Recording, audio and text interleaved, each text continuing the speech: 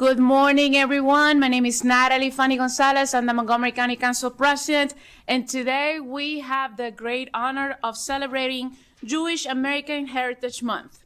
And and we kicked off the day with an awesome breakfast downstairs provided by Shalom Kosher, which is a company in my district in Kenmil, so I had to give him a shout out.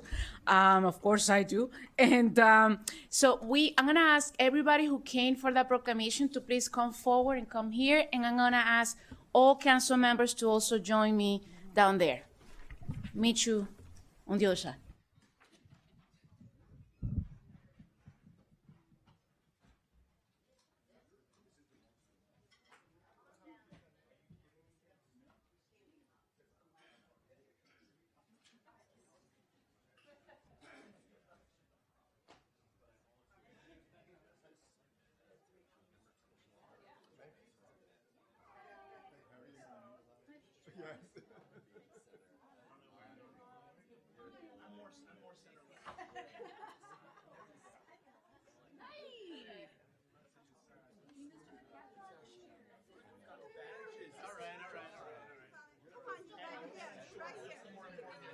Can you get closer?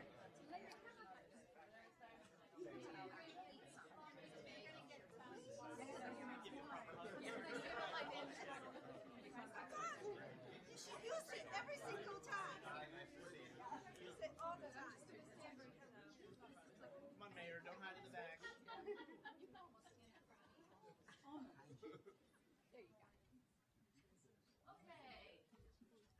See, it's a big party in a big house, ready to celebrate. Again, my name is Natalie Fanny Gonzalez, and we're here celebrating Jewish American Heritage Month.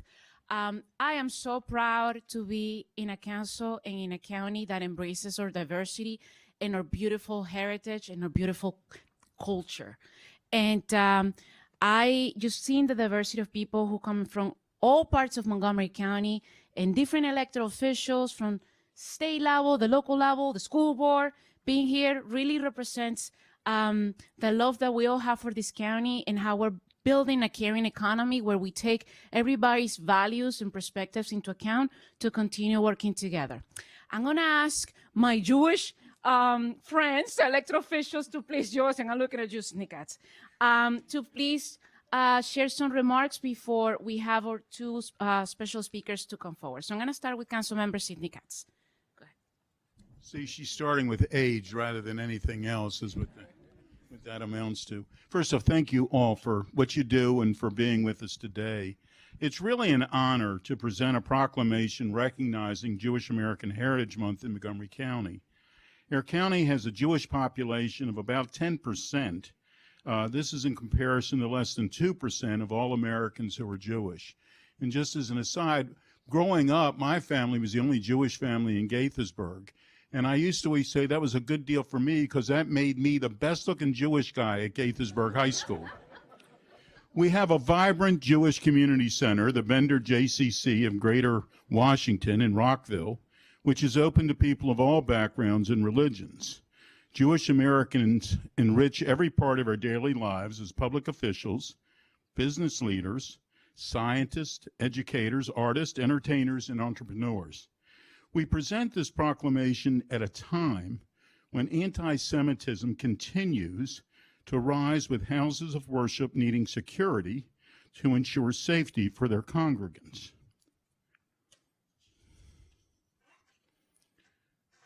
The county has $1.2 million in security grants for nonprofits and faith-based organizations aimed at protecting them from vandalism, threats, and violence. Acts of anti-Semitism, often disguised as anti-Zionism or Holocaust denialism, have no place in Montgomery County, and neither does any type of hate, and we will do everything in our power to ensure the safety and security of all Jewish Americans. We all want to continue with my deep appreciation and gratitude for our vibrant Jewish community. I thank you, and I guess you were next. All right, the youngest, right here. Are you younger? The youngest, but I gotta say, I definitely was not the best-looking Jewish guy at Churchill High School, but Sidney Katz, I think, is the best-looking Jewish council member on the Montgomery County Council to this day. So, you've aged like a fine wine, my friend. It is really a privilege and an honor to be able to commemorate Jewish American Heritage Month at the Montgomery County Council. Proud that we have been able to do this for the last several years, every year, actually, of this council term. Councilmember Glass and I, when we were in leadership, started this and have continued it, and I'm really proud and thankful to the council president for continuing this, as well as all colleagues. We, for many years in Montgomery County, have been commemorating the Holocaust and have been ensuring that the stories of Jewish victimhood are told. And it's important at a time when anti-Semitism is rising at alarming rates that we never forget the results of what anti-Semitism can lead to and where things can head. But if we really want to combat hate, if we really want to push back against anti-Semitism, we can't define the Jewish experience exclusively by those who hate us, those who attack us, those who have tried to eliminate us. We have to fight hate and anti-Semitism by celebrating what it means to be Jewish and the vibrant culture and the contributions that we have made to this country, this county and community, and to the world. And I am extremely proud that that's exactly what we're doing today. The Jewish community has led in so many different areas, from law and science and academia to social action and social justice, being on the front lines of every single progressive movement to move our country forward, to complete the unfinished work of our founding principles. And we continue to lead in so many different ways at the state level. In fact, when you think of Old Bay invented by a Jewish guy. So there is nothing more Maryland than Old Bay, and there was a Jewish guy who was behind that. And so it's just really a pleasure and a privilege to be here with so many amazing community leaders that really reflect and represent the vibrancy of the Jewish community in Montgomery County, the rich history that we have here in Montgomery County. And it's great to celebrate what it means to be Jewish. I think it's the single most important thing that we can do to fight back against anti-Semitism, to stand up and be counted, and to ensure that we are celebrating all the contributions and the people who live their Jewish values in our community out loud. Councilmember Glass. Thank you very much, Councilmember Friedson. We are here to celebrate Jewish American Heritage Month and recognize and celebrate the beautiful diversity that exists here in Montgomery County, the most diverse place in the country, the most religiously diverse place in America. And sometimes those diversities cause strain. Sometimes the difference of opinion causes dissent. But we are here today because we need to stand up with one voice and let everybody know that we are all welcome in Montgomery County. We will not allow the hate emanating from Pennsylvania Avenue affect us up here on Rockville Pike. We will not let international disagreement make our neighbors disagree with each other. We have to stand up for all of our neighbors. And as we celebrate Jewish American Heritage Month, we have to recommit ourselves to calling out anti-Semitism whenever and wherever we see it. And we know that in the Jewish movement, we have locked arms with so many other communities throughout American history, standing up for not only our civil rights, but their civil rights as well. That is what is beautiful about the Jewish American heritage here. It is that we stand up and look out for our community, and we look out for other communities as well. It is a beautiful tradition. It is one that we need to continue. And most importantly, we all as a community need to speak out when we see hate wherever and whenever it occurs. And with that, I'll turn it back to Council President Fanny Gonzalez. Thank you so much. And this is one of the reasons why I'm so proud to serve on this council with these three amazing human beings. So thank you for your presence and for speaking out. Next, we're going to have Rabbi Abby Charosky, JCRC Director of Intergroup Relations and Rabbi in Residence. Should I put it here? You want me? I'll hold it. You hold it? Yes. Thank you so much. So this week's Torah reading from the 5 books of Moses, every Shabbat, every Saturday morning, Jews around the world read from the Torah scroll. And this week's portion that they're reading is entitled Behar Bechukotai, and it has a rather famous verse in it from Leviticus 25:10. You shall proclaim liberty throughout the land for all its inhabitants. I'll say it again. You shall proclaim liberty throughout the land for all its inhabitants. Now, this comes in a longer set of instructions about what Jews do during the 50th year, or all people should do during the 50th year, during the Jubilee cycle, and what it means to let things rest, to let things be for a bit.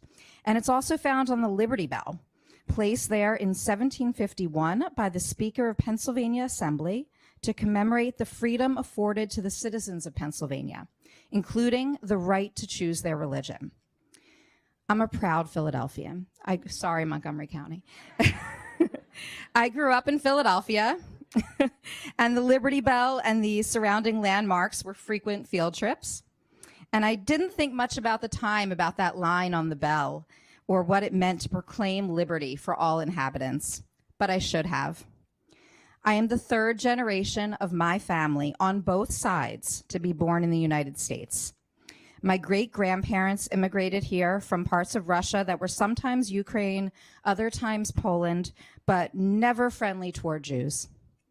One ancestor fled because he was being drafted into the Tsar's army. Another fled after pogroms destroyed their village. They left behind siblings and cousins and parents and came to America towards the end of the 18th century, and for the first time, they could be citizens of a country. Jewish American Heritage Month doesn't only celebrate the contributions of Jewish people to this country, it celebrates the ability, the freedom of Jews to be Americans, to be recognized as citizens of a country. Today also marks Lag BaOmer, the 33rd day of the counting of the Omer, the period of time between Passover and Shavuot, a holiday that's taking place in just a few short weeks. And during this time, it's a somber time. It's a time when we remember things that have happened, and we mark an illness, a plague that was hitting many, many students during the rabbinic era. And it said that on Lag BaOmer, the plague stopped and mourning stopped. It was a pivotal moment. It was a turning point in that cycle. And I'd like to look at Jewish American Heritage Month as a turning point for us. And I heard the remarks of our council members, and I hear all the time that we need to combat anti-Semitism and stand with Jews about anti-Semitism. Well, let's stand with Jews to celebrate. Let's celebrate together.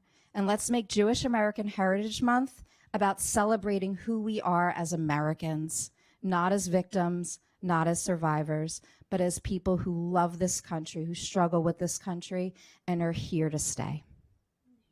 That was beautiful. Thank you so much. Next, we're going to have Daniela Nemen, junior of Wheaton High School and participant of JCRC's student-to-student program. I'm so happy you're here. Hello, my name is Daniela Naaman, and I'm a Thomas S. Wooten High School junior. This year, I participated in the JCRC's Student-to-Student program, an incredible program where high school students get to present about Judaism and their experiences to local schools. I've also advocated with the JCRC and AJC on a number of occasions on the federal, state, and local levels for policies affecting Jewish youth. And I'm immensely grateful to be here today honoring the remarkable community I'm a part of. Being Jewish is an integral part of who I am, and my Jewish values and morals truly guide me every day, inspiring me to treat others with respect and work towards tikkun olam, the idea that every person has a responsibility to change the world in their own small way. Just like my Yemenite ancestors, who could read books from every possible angle, which was a practice meant to maximize their learning in surroundings with limited resources and space, I strive also to learn as much as possible and to take advantage of every opportunity to look at things from different angles. It is these two core tenets of Judaism, our strong sense of ethics and emphasis on learning, that have helped Jews to thrive and contribute despite the odds in America. With that said, though, I admit that I was a little nervous about coming to speak here today, given the fact that I would be outing myself essentially as Jewish. The unfortunate reality is that I am often apprehensive about sharing that I'm Jewish and Israeli amongst my peers, never knowing how they'll react. I've heard anti-Semitic jokes, seen swastikas drawn, and heard about my friends' experiences with anti-Semitism. And I know this problem is largely because of the fact that there is so little knowledge surrounding our experiences, contributions, and identity. For this reason, I commend you all for celebrating Jewish American Heritage Month this morning, as honoring our history, culture, and heritage is imperative in order to create a more welcoming and safe future.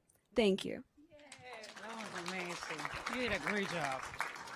Very proud of you. With that, ladies and gentlemen, we're going to start reading the proclamations.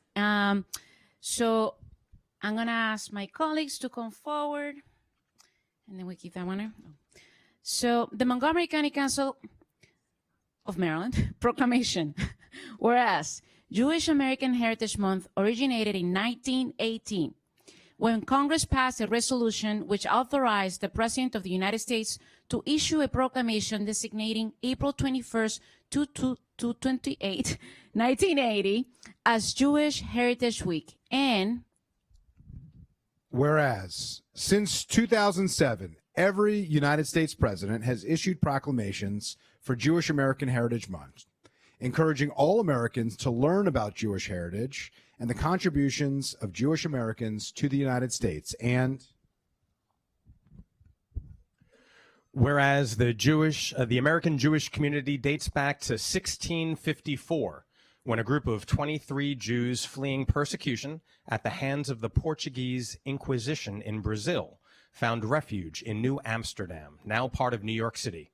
Today, the American Jewish community has grown to approximately 7.6 million people, which represents more than 2% of the total U.S. population. And whereas the story of America was written in part by Jewish Americans who, through their words and actions, embrace the opportunity and responsibility of citizenship and civic engagement, Jewish Americans continue to guide our country's progress as scientists and teachers, doctors and lawyers, public servants and nonprofit leaders, and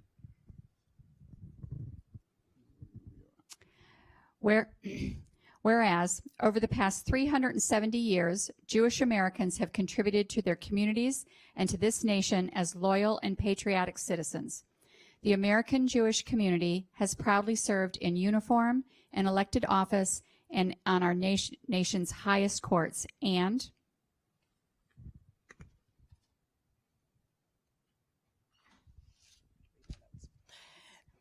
whereas Jewish Americans have made enormous contributions to America's artistic, cultural, economic, philanthropic, intellectual, and scientific achievements, and have marched, petitioned, and boarded buses to demand civil and political rights for all.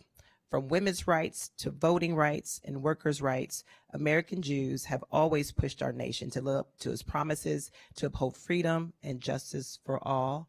And I feel like we all have to pass the actual proclamation. Whereas Montgomery County is home to the largest Jewish population in the state, with 45% of Maryland's Jewish residents living in our community. According to the Berman Jewish Data Bank, Montgomery County's Jewish residents make up approximately 10% of our population, with 105,400 residents. Additionally, the Washington metropolitan area is home to the third largest Jewish population in the United States. And Whereas for generations, the story of the Jewish people has been recognized as one of resilience, faith, and hope in the face of adversity, prejudice, and persecution. And whereas now, American Jews are feeling increasingly vulnerable amid a continued rise in anti-Semitism.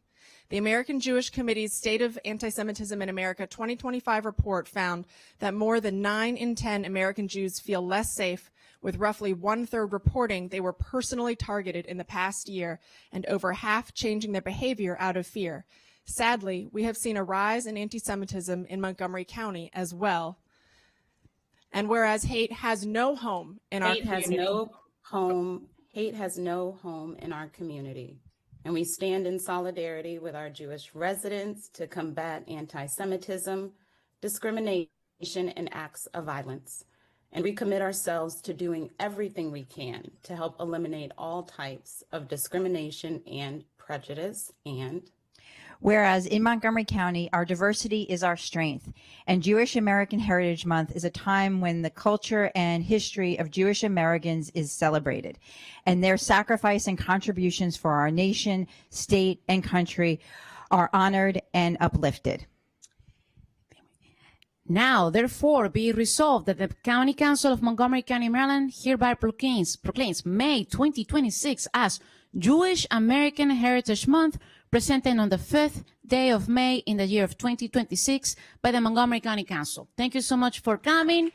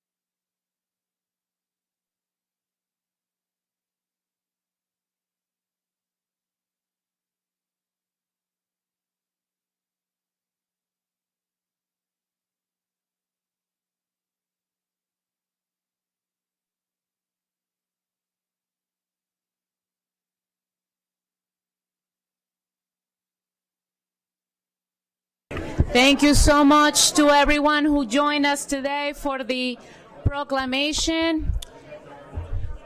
We must continue with our next proclamation. Beautiful day. Thank you, everyone.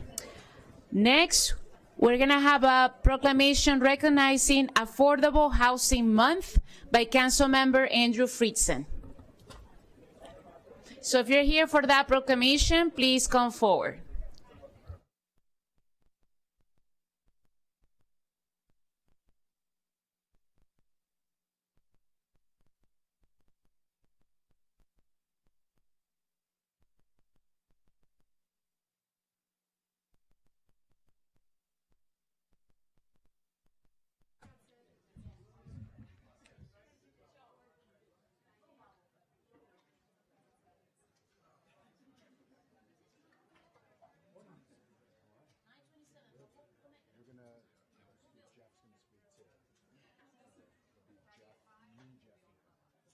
Come on down.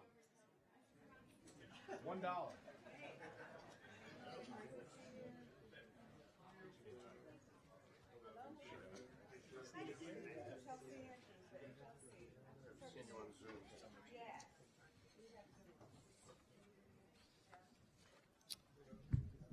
Good morning. We have some of our amazing affordable housing partners here to celebrate Affordable Housing Month. I will say that with this council and our community, with the cost of housing where it is and the work that we are trying to do, every month is Affordable Housing Month, but we are commemorating and celebrating it now. I'm going to turn it over and have everybody introduce themselves quickly. Then we're going to have some remarks, and then we're going to read the proclamation. Let me start with you. Rob Goldman, president of Montgomery Housing Partnership, celebrating 25 years last week. John Mendez, executive director at Bethesda Cares. Jeff D., president of Habitat for Humanity Metro Maryland. Hi, good morning, everyone. Chelsea Andrews, president of our Housing Opportunities Commission. We are the housing authority, housing finance agency, and public developer here in this county. Hi, I'm Lloyd Priest. I'm the chair of the Housing Opportunities Commission. Jonathan Miller, member of the Housing Opportunities Commission. Hi, I'm Abe Schuckman, the CEO of Housing Unlimited. I'm Lisa Gavoni. I'm the Housing Policy Supervisor for Montgomery Planning. Good morning, Layla Finucane, president of Victory Housing. Barbara Goldberg Goldman, co-chair of the Affordable Housing Conference of Montgomery County. Thank you to all of our amazing partners. When we talk about the progress that we've made in Montgomery County, all of the work that we have been doing, all of it has been in partnership, and nearly all of it has been in partnership with our local nonprofits who are really on the front lines of building the housing, providing the services, ensuring that our residents who are cost constrained, who are struggling with an affordability challenge and a housing crisis that we face, are actually doing the work to produce and preserve the housing that we need. The Housing Production Fund, the Nonprofit Preservation Fund, the Accelerate MoCo initiative, where we reduce the amount of time that it would take to build housing so that we can build more of it in a more cost-effective way. Our faith zoning text amendment, we were able to allow for our mission-based organizations to provide mixed income housing on their property. We are doing a lot, and yet there is a lot more work to do. And that's why we're here today, to celebrate everything that we've accomplished, but also recommit ourselves to the work that we have ahead of us, and really to confirm and reignite the partnership between county government and our local nonprofit partners who are really on the front lines of actually doing the work on behalf of our community to live our values out loud and to address the housing challenges that we face. With that, I am very proud to introduce our first speaker is Jeff D. from Habitat for Humanity, who has been a great partner and champion providing generational wealth building opportunities and home ownership opportunities in partnership with the county council and county government. With that, Jeff. Well, good morning, everybody. This is a great day to celebrate affordable housing.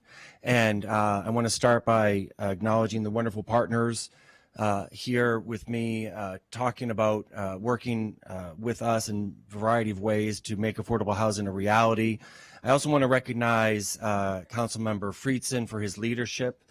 For a lot of the things he was just mentioning is because of your leadership on that, and thank you very much for all you do. So Habitat for Humanity, if I can just expand on that for everybody, our mission is we believe that all of God's children deserve a decent place to live. That's what we're all about. That's what we try to do every day.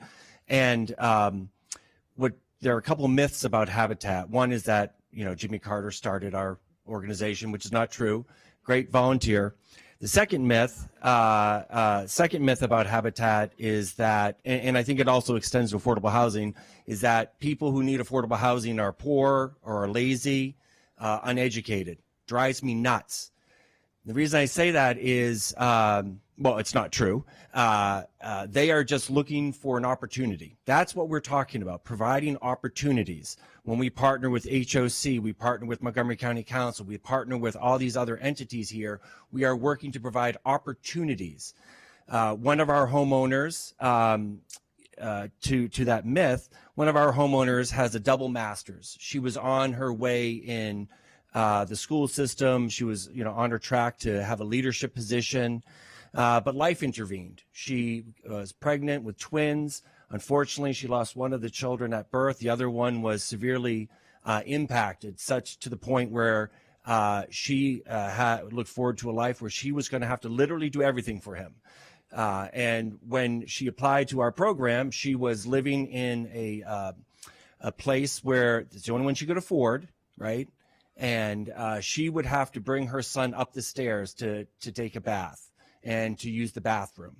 And whenever she was in the kitchen, she couldn't keep an eye on him. Now, this was right when COVID hit. So what we were able to do is we built a single-family universal design home with her.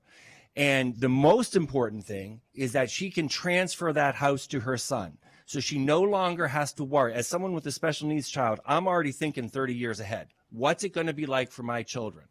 She no longer has to worry about that because she knows, because of what we were able to do and what a lot of our partners were able to do, she has a place for her son to live in perpetuity, where he can have, it's a roll-in shower. He is able to have people come in and take care of him.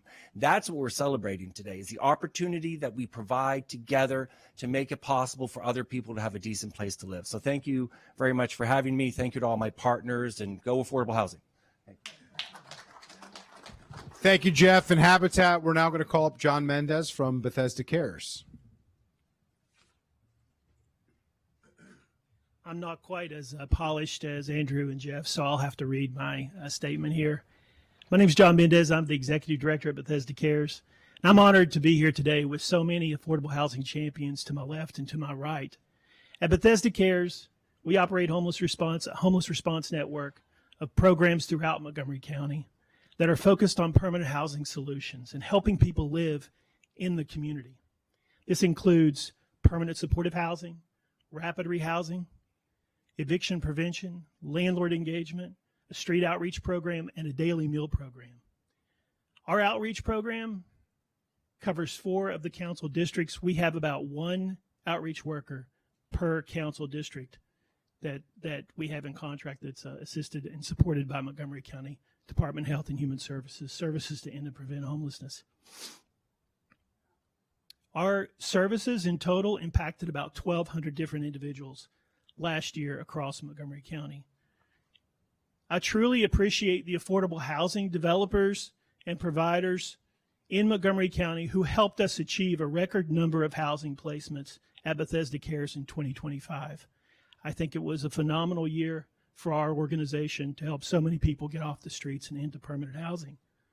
I want to talk for a moment about democracy, though. Democracy and affordable housing and the connection there. I believe that life, liberty, and the pursuit of happiness begins with one simple concept: a place to call home. Quite often, we find people who feel excluded on the streets. They feel disconnected. When we help someone secure permanent, affordable housing, we're helping them reconnect with the community again. This isn't just about housing alone. It's about recognizing the needs of our residents. It's about belonging. It's about inclusion. And it's about a chance for a better life. We in this room must choose to bridge that gap for our homeless and our vulnerable residents. They feel excluded because democracy is not just an idea. Democracy is shaped by the decisions we make, decisions about our budgets, about our land use, about advancing inclusionary zoning, and the opportunity to invest in the people who are left behind. Here in Montgomery County, we've seen that leadership. Thank you. Thank you for your leadership to the council and everything that you've done. It's essential to a strong workforce and a healthy community to advance these causes. Because when someone moves into a home, everything changes for them. Health improves, stability returns, and every key unlocks a future. This progress is made possible by all the champions of affordable housing up here, advocates, affordable housing landlords, developers, service providers, and public officials. Together, we can ensure that everyone, especially those often left out and those most in need, have a real chance to feel connected, that they feel included, and that they are participants in this most important principle of our democracy: life, liberty, and the pursuit of happiness. Now let's go deliver on that. Thank you.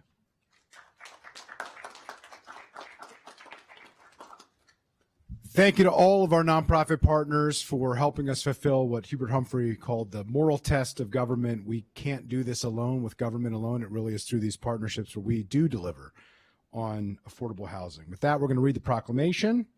Whereas, during Affordable Housing Month, Montgomery County reaffirms its commitment to advancing equity, access, and opportunity in housing for all of our residents. And whereas, Montgomery County has long been a national leader in fair and affordable housing, exemplified by the moderately priced dwelling unit program, one of the nation's first and most enduring inclusionary zoning policies. And whereas, the Montgomery County Council continues to advance bold, forward-looking policies, including modernizing the MPDU program, expanding housing near transit and opportunity areas, and allowing a greater variety of housing types. And whereas, the Council has prioritized both the preservation and production of affordable housing through strategic investments, including the Nonprofit Preservation Fund to maintain long-term affordability, and the Housing Production Fund to accelerate new housing development by leveraging our borrowing capacity. And whereas, Montgomery County is committed to removing unnecessary regulatory barriers in order to make construction less expensive and to make housing more affordable.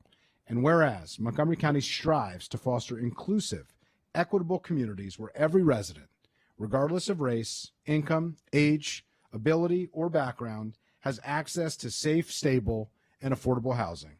Now, therefore, be it resolved that the Montgomery County Council hereby commemorates Affordable Housing Month, and be it further resolved that the Council recognizes the vital contributions of housing advocates, community-based organizations, public and private partners, and reaffirms its commitment to expanding housing opportunities and upholding the principles of fairness, dignity, and inclusion, and I'll say life, liberty, and the pursuit of happiness for John Mendez, for all of our residents. Presented on this 5th day of May in the year 2026 by myself as chair of the Planning, Housing, and Parks Committee and Council President Natalie Fani Gonzalez. Happy Affordable Housing Month.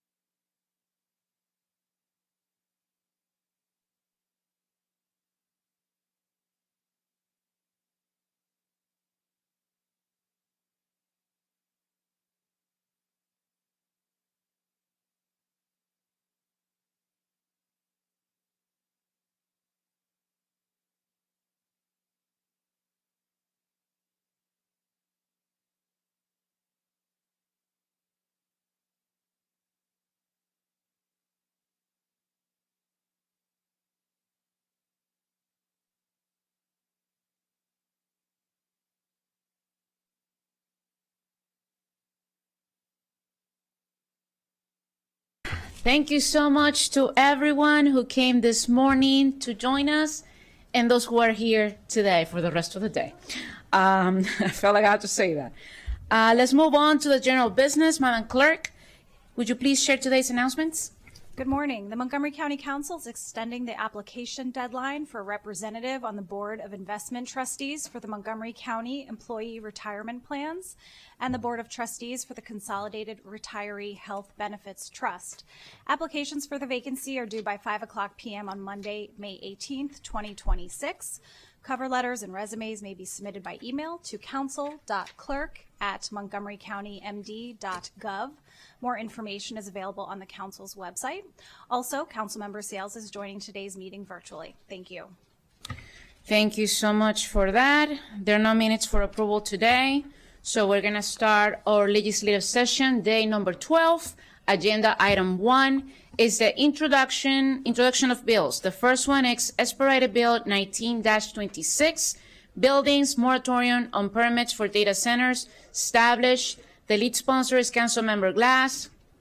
A public hearing is scheduled for June 16, 2026 at 1:30 p.m. I'm going to turn it to the sponsor of the bill before I turn to staff. Thank you very much, Madam President. Not a day goes by when someone doesn't ask me about data centers in Montgomery County.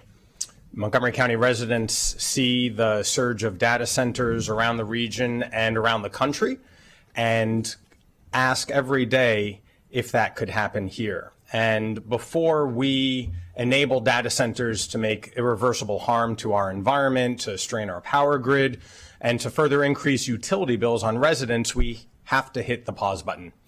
Our region has the highest concentration of data centers in the entire world, largely because of those in Northern Virginia. And along the Potomac River, we were recently named the most endangered river in the country due to the expanding footprint of data centers. And so in order to protect our residents, we have to evaluate the full spectrum of potential data center impacts with the most up-to-date information, data, and analysis. And that is why today I am introducing legislation that establishes a temporary 6-month pause on building permits for data centers. We have seen what happens when data centers go unchecked and unregulated.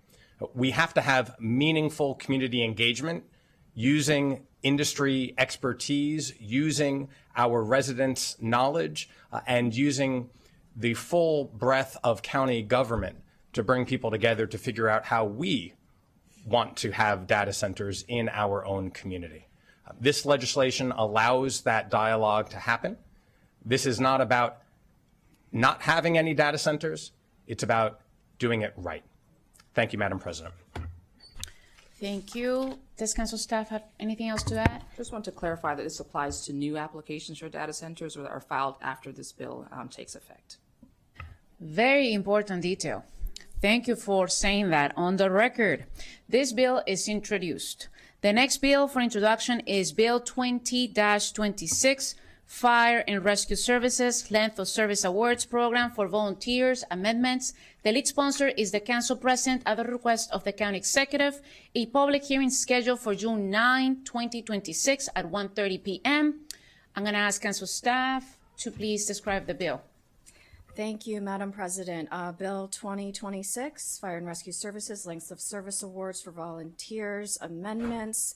This bill, as the President stated, is being introduced at the request of the County Executive. It would implement negotiated terms with the MCV-FRA, which is the authorized representative for the volunteer firefighters. And the bill would expand eligibility for length of service benefits. It would increase the amount of those benefits.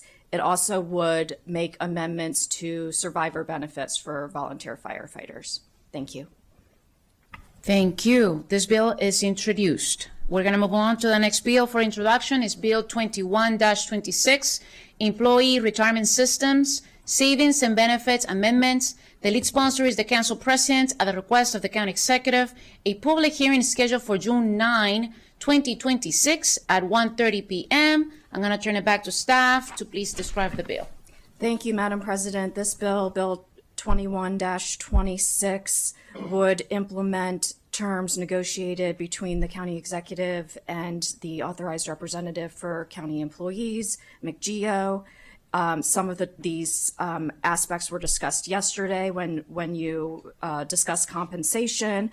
Essentially, this bill would expand eligibility for Group G, which is the deputy sheriffs and correctional officers. It would make some alterations with respect to Group J, which is the retirement group for employees of Emergency Communications Center and correctional facilities.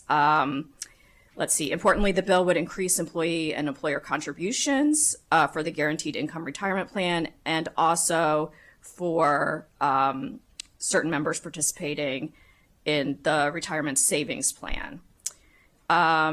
It would make other related changes, and the bill will be considered by the GO Committee. Thank you, Madam President.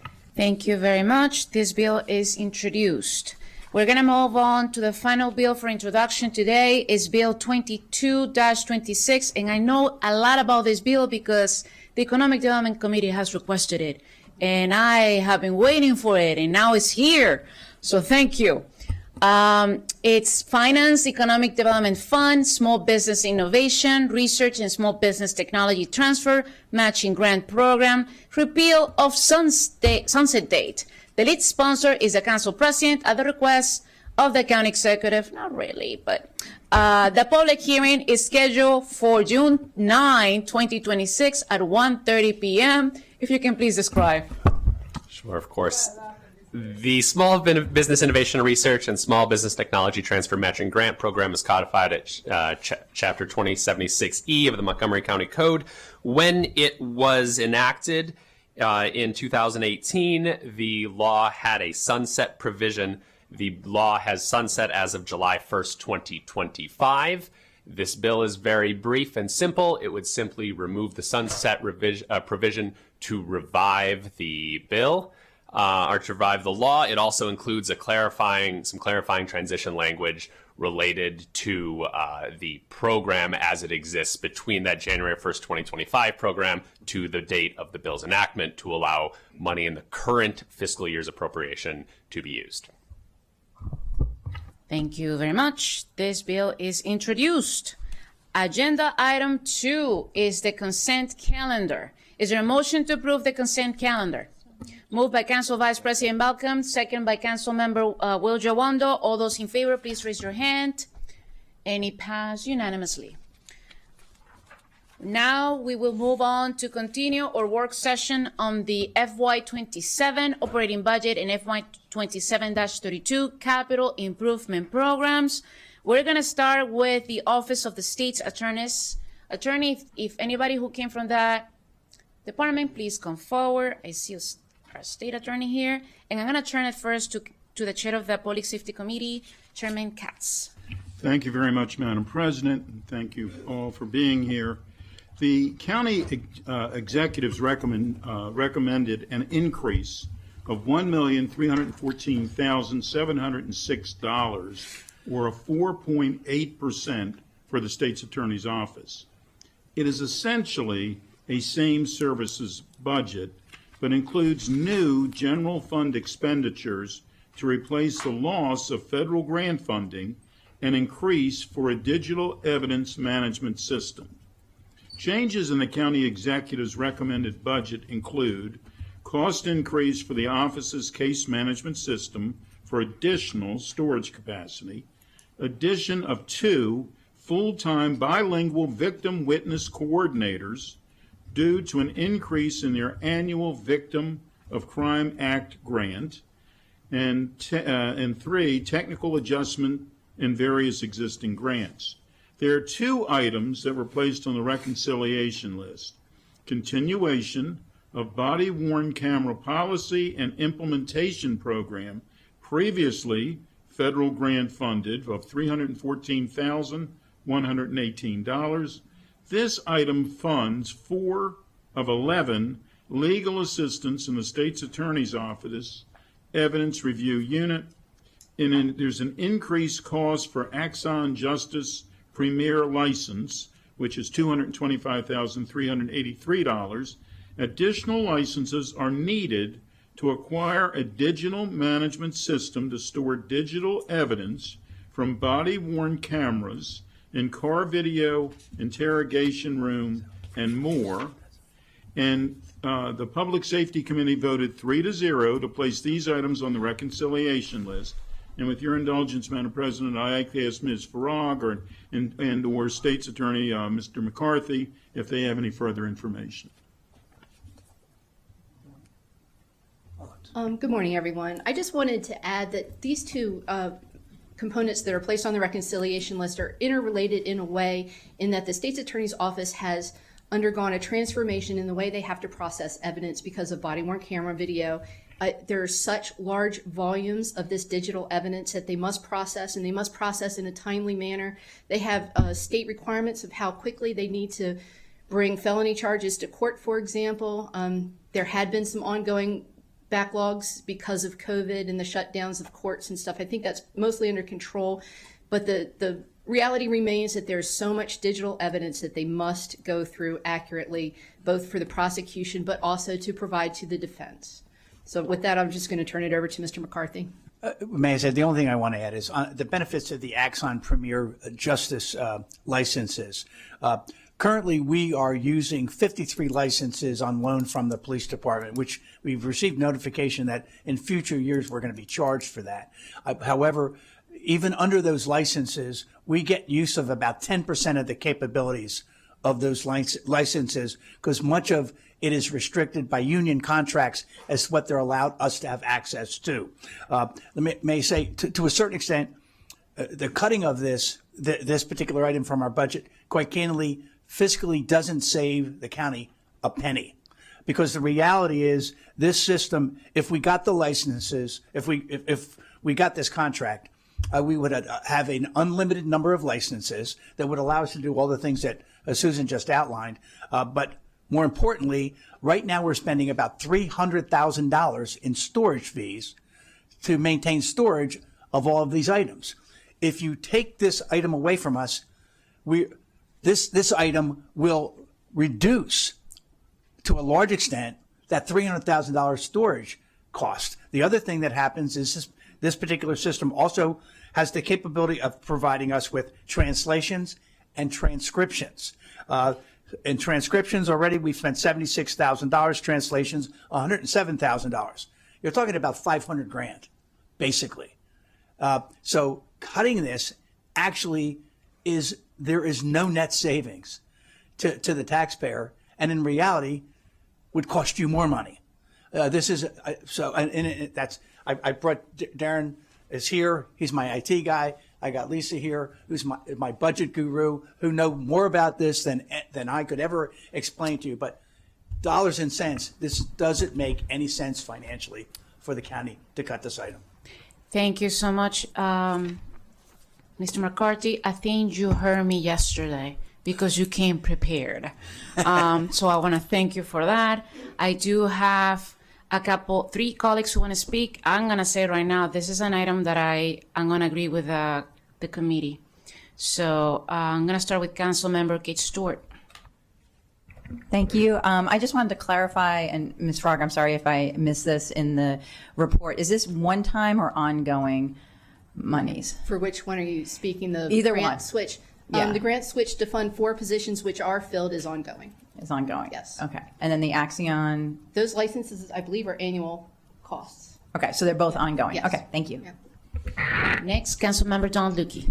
Thank you, Madam President. I too stand by my vote in committee, but just wanted to clarify in terms of, since you just raised this, Mr. McCarthy, and you were explaining the other costs that having the Axon body camera, I so frequently talk about Axon in terms of body-worn cameras, but I'm not right now. I'm talking about a different tool that Axon has. Those cost savings that will occur by using the license through Axon, which gives you the full suite of things that your attorneys and your evidence review team need in order to meet all the obligations we have under law, those cost savings will occur spread over time as you transition away from the existing translation tools you use and the other sorts of things. So it's not something that is an immediate, as of July 1st, switch. It's going to take time, but they will occur. Yes. Okay. That's all I wanted to clarify. Absolutely agree with that. Thank you. Thank you. Next, I have Councilmember Will Jawando. Thank you, Madam President. Yeah, this was one of the items that I know you came prepared because it was on my list to cut. I heard that. And so I watched the Public Safety Committee discussion on this. Last year, you intended to piggyback the police department's licenses for the Axon, correct? And you've been using them, and you said maybe we can expand and use that going forward. Do they have Premier access? Hit your mic there. Yeah, go ahead. Yeah. Good afternoon, distinguished members. Good morning, and your name? Darren O'Brien. Okay, great. I've been a prosecutor and CTO or director of IT for about 27 years. This is just a critical piece of technology. The equivalent would be going back to using an abacus. Great conversational piece, great piece of artwork, but Montgomery County should not be the last jurisdiction using enterprise licensing between your criminal justice agencies. And this is not just for MCPD, which is a primary police department. It carries over to every single secondary or law enforcement agency. We have 7. That's a different, that you must understand that this jurisdiction is very different in ways, and it is because you have multiple police departments, which makes the state's attorney's office job that much more difficult. Sorting, indexing. A year ago, we took count. There were 4 million files in MCPD's instance. It's almost impossible to have enough staff to manage that, package it, and give it to a prosecutor in time for them to properly manage that case. And that includes releasing a defendant. We can tell quicker. If we have this technology, we can tell within days versus weeks whether or not we've retained someone inappropriately or appropriately. And we're also protecting victims and witnesses with this technology. Sure. We can immediately, when we start to... And not to cut you off, I'm going to cut you off. I don't think anyone's arguing that we want the technology. What I'm asking is how we access the technology and how we use it and the cost efficiency of that. That's the goal here. Yep. And so you had been using MCPD's licenses, and State's Attorney just said you've only been getting access to about 10% of it. That's new information to me. That was helpful to hear. So could you just talk about, do they have a Premier license? Like, why aren't you able to? There was discussion that you thought you could procure through them, but you can't. Just could you explain a little bit about why that's not going to happen and why you need to get your own license? Okay, so essentially licenses are 3 levels of licenses. Just a user license, then there's administrative license, which essentially is what the police department has and their officers have. They have access to all files unless they're distinctly marked inaccessible. The state's attorney's office has the regular basic user license. So all we can do currently you have that. Currently. And what are you paying for that? We're not paying anything. That's what you're for just that. using from MCPD. Yes. Okay. Right. And we're also, our staff is actually inside the police department's instance, which is not something that is traditional across the state or nationally. So we're in their instance. We should not be in their instance. This allows us to get out of the instance. So it's just not even a best practice to be in using sharing the same system. Not at all. Okay. The license available for state's attorney's offices adds extra benefits, let alone the 80% to 90% that we're not using for the police department. See, the police department has access to do these things, but because of the union, they're not allowed to use transcription or translation automatically. Okay. If we have it under our instance, we can turn that on, and that's one of those things that you're going to see where a cost benefit's going to happen quicker. Because we can turn that tool on, and then every piece of body-worn camera that comes in, automatically transcribed. Got it. Well, I think you made a good case. One thing I would just ask, I know you'll give this to the committee, but I'd be interested too, just to see as you can document those cost savings that you mentioned, just report that back so that we can see that and the public can see it. I think that would be good. Thank you. Yeah. I appreciate your questions. Thank you so much. I don't see anybody else wanting to speak. We have a recommendation from the Public Safety Committee. No, I have a question, Madam President. I have my hand raised. Okay, go ahead. I don't have a text. right Yes, thank you, Mr. State's Attorney. Just had a few questions. Can you remind me why MCPD is no longer providing the redaction services? We are in the state's attorney's office department. Yes, for the Axon system. And so MCPD used to provide the redaction services that the Axon system oversees. So I'm wondering why this cost is now shifting to the state's attorney's office. Well, we'd have to have the police department expand on that. Is this translation that you're asking? Or transcription? What was it, Councilmember? Talking about the same system that we're discussing, of the increase for the Axon Justice Premier license. Council members, excuse me, Derek Harrigan, Office of Management and Budget. I think Councilmember Sales is asking why police is no longer available to provide licensing for state's attorney.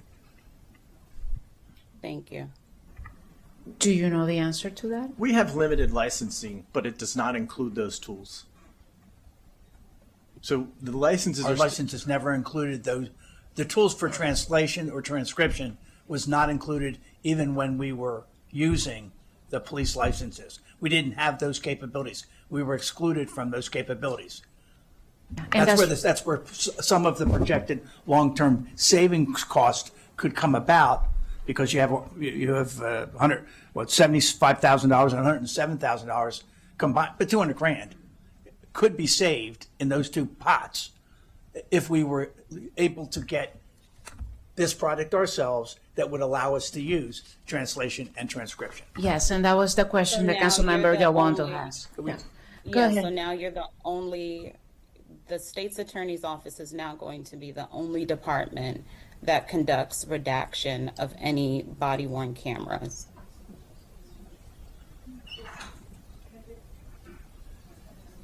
The police department, I'm sorry, the police department has redaction services for their own needs for Maryland Public Information Act requests where they redact, and that's actually a heavy need for them. I'm not as familiar with what redaction needs are for the state's attorney's office. Well, it says SAO redaction services by Axon is a $225,000, 383 line item. Can you please tell me what page you're on, Councilmember Sales? Just want to make sure that we're talking about the state's attorney's office and not the police department. No, we're talking about the state's attorney's office. It's in the packet. That's what I thought I just said. Just noting that in the packet, it does say that the SAO must use other resources to conduct transcription and redaction. I yield. Yes. Because it was never, we were, even when we were granted use of the 53 licenses by the police, and we actually need double or triple that number, and quite candidly, this product would give us unlimited numbers of licenses, which would add to our efficiencies, because the police have a limited number of licenses that they allow us, we're very grateful, allow us to use 53 of them, but those licenses do not permit us to use translation or transcription. Or redaction. Or redaction.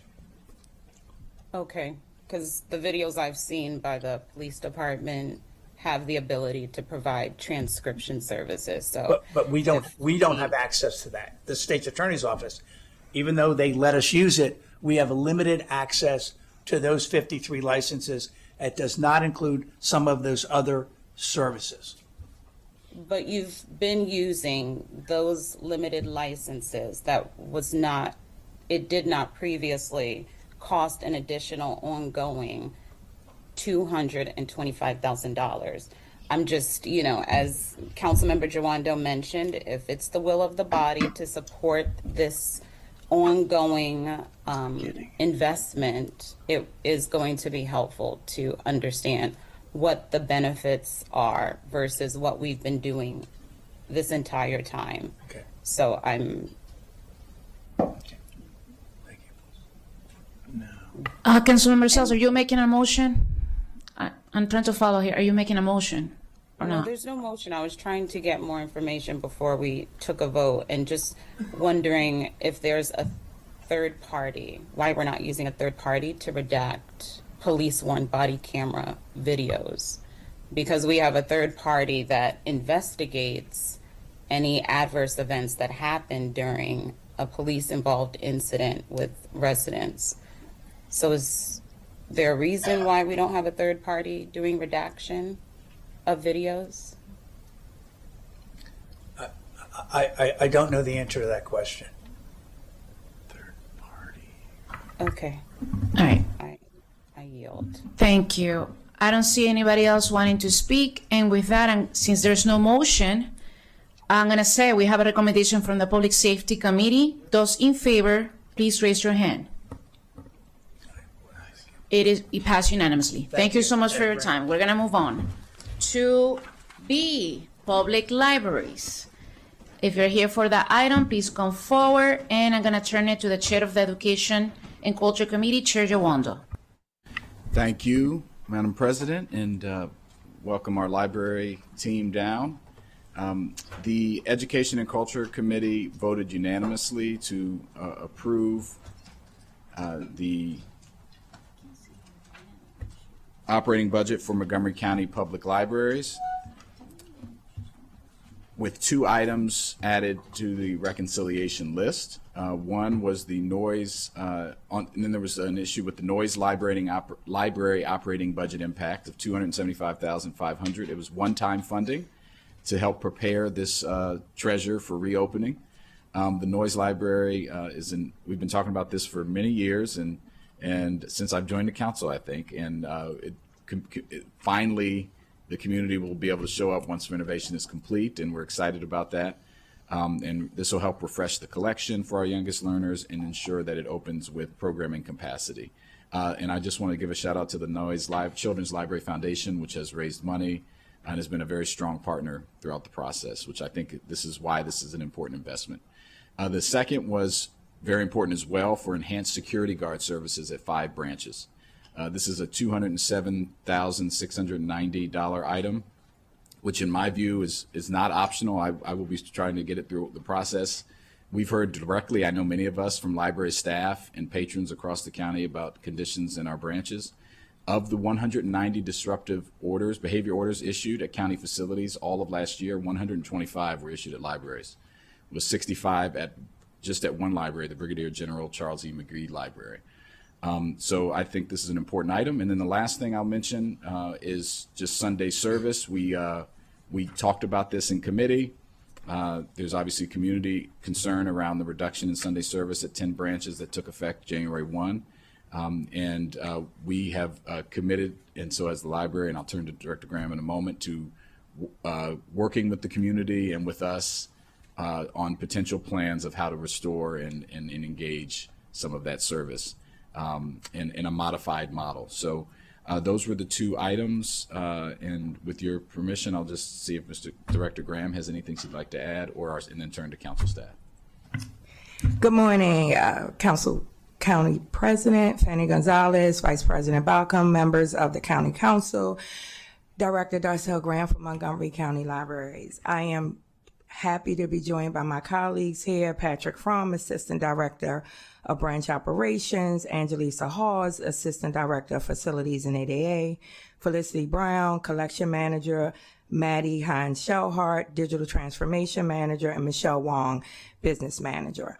I know that there is a lot of questions around Sunday service, so I'm going to yield my time and other introductions and wait for those items to come up. Thank you. So that was a unanimous vote to put those two items. Council staff, anything to add? Thank Mr. you. Ambinder. The only other thing to note is there are two CIP changes for the committee's consideration. Thank you. Yes, please. Council's consideration. These are changes to the executive's recommended CIP that were transmitted subsequent to state and federal aid decisions made in April 2026 after the EC committee's original consideration of the CIP. That is for the Clarksburg Library, a funding switch of $2.274 million from GeoBonds to state aid to reflect increased state aid. as well as for the Noyes Library for Young Children Rehabilitation and Renovation, a funding switch of $1 million in GEO-bonds in FY26. That's an increased utilization of GEO-bonds to replace unrealized federal aid, as well as an increase of an additional $700,000 in GEO-bonds in FY27 to provide for contingencies needed for project completion. So the council will have those two items to consider as well. Thank you, Madam President. Thank you. We're going to start with Councilmember Andrew Friedson. Yes. First, I just wanted, you mentioned that Sunday hours. I'm assuming you assumed that I'd be asking. We did send a letter to you so that you would be prepared on that, but just wanted to hone in that on that issue. Obviously, this didn't come up to the council last budget cycle. It was cited as a budgetary decision, but it was a surprise by us when we found out from community members that it was happening based on a budget decision, since it wasn't a budget question or decision from us. I'm just trying to understand what was the decision based on in terms of the actual branches that were chosen. Was there particular data or metrics circulation that was used to make those determinations, and was there an equity impact study that was performed to assess the impact on the demographics, including age and socioeconomic and racial data? Thank you, Councilmember Friesen. I'm going to yield to my colleague Patrick Fromm, who leads our branch operations, and then I'll follow up with anything else. Thank you. Thanks for the question. So I want to correct one thing. The decision wasn't made as a result of budgetary pressures. It was a decision made after evaluating the expansion of Sunday service hours coming out of COVID. We made the decision after working for around a year with our union partners and stakeholders in county government to evaluate how our Sundays were going and then make this adjustment. After we initiated the change, we used some of the flexibility that allowed us to have to meet our budget obligations for this year and develop the budget that we put forward. So we made this decision prior to that, and there wasn't a budgetary constraint that forced our hand. Along with that, let me make sure I've got all your questions there. Yeah, I just said that because that's how it was framed to some community members, that it was a budget constraint challenge, and that in order to restore it, the council would have to fund more money for libraries. And it was a surprise to me as a council member hearing that, because it wasn't a request that had come in the previous budget cycle. So it was a surprising way in which it was described to some community members. Yeah, I've been chasing that pernicious rumor for a while now at different community meetings. I don't know where that's coming from, but that we've been kind of clear from the jump. This was a change we made based on operational need, not based on budgetary matters. And then regarding input and decision making, we took a stock of the metrics of our Sunday locations and looked at circulation, foot counts, programming data, computer usage. And the way it tended to stack out is that Sundays were the slowest day in most of those areas for most of the branches. The ones that had been open prior to the pandemic showed sustained usage. Those are like our regional branches, as well as locations like White Oak and Long Branch, which had higher than average computer usage and covered areas of the county that the regional locations didn't cover. And so those were the considerations we took into mind when we were making that decision. Have you shared that usage data publicly? I don't believe so. Can you? I believe so, yeah. Great. Well, if you could share that public or that data with the council, and I think you should share it publicly, I think it would be helpful to understand the rationale behind the business decision. The last question on this is there was discussion during the Education and Culture Committee about a potential, phased in restoration of Sunday service, based on operational circumstances, based on what you just said. How will that decision be made? What metrics are you going to decide? Is there an order of what will be restored and which branches will be restored, first, second, third, and what will have to happen in order for those decisions to be made? I appreciate the question. So learning from our rollout of this one, we're going to determine what we can feasibly support with our current allotment of resources, and then try and work with the community to talk with them and gather what sort of impacts they're seeing from the Sunday closure. We've had a customer feedback form up since the change was announced, and a lot of feedback has come in with some really interesting information about the way people use their libraries on Sunday, what they actually want us to prioritize, which is access. And so we have to make that decision in a way that reflects their input and also balances what we can possibly provide, as it's not sustainable to open all the locations on Sunday. But we're committed to continuing to evaluate that and try and make a decision in concert with the community that puts us in a sustainable path moving forward. If you're able to share how you're going to make that decision specifically, more specifically than we're going to engage the community and then make a decision, I think that would be helpful so that folks can actually understand what that means. I take you at your word that that is what the intention is, but it's hard for a community member to understand and interpret what that means, what is it going to be based on, whether or not it feels like the decision was made based on objective criteria as opposed to, subjective feedback from a small number of folks that you spoke to or didn't speak to. So I would ask for that. I think it would be helpful for libraries. I think it would be helpful for the public, and I think it'd be helpful for the council. Thank you. Yeah, happy to do that. In addition to that, I just want to add that my colleague mentioned that we have been working in concert with McGeo for over 8 months on this initiative, and we put every piece of communication we put out did explicitly state that this was not a budgetary decision, but it's based on the strain of our staffing complement. In addition, I would like to also add, we did an analysis of the region and how the region offers access on Sundays, and again, made the adjustment based on that accordingly. Right now in the DMV, and particularly in Maryland, there's only 7 library systems out of the 27 in Maryland that offer access on Sundays. Out of the 7, Montgomery County is the only one that offers access from 10 a.m. to 6 p.m. All of our other colleagues offer them from 1 p.m. to 5 p.m. on a rotating basis. Additionally, I think it's also prudent to mention that this decision is also impacted because of those 6 systems that offer that 1 p.m. to 5 p.m., they do so because they offer their staff compensatory and overtime pay, one in which we cannot do. Sundays is a normal work day for us and our staff, and the strain is not only on staffing on Sundays, but it puts an enormous strain throughout the week to accommodate a 10 a.m. to 6 p.m. on Sundays. So we have been communicating this via all of our platforms, social media, our website, print, and on our doors. We have notified council in November of these changes. I began a new communication, actually 2 new communications with council to keep you abreast of all the changes in libraries, because we do understand everything we do impacts our public, impacts our community access.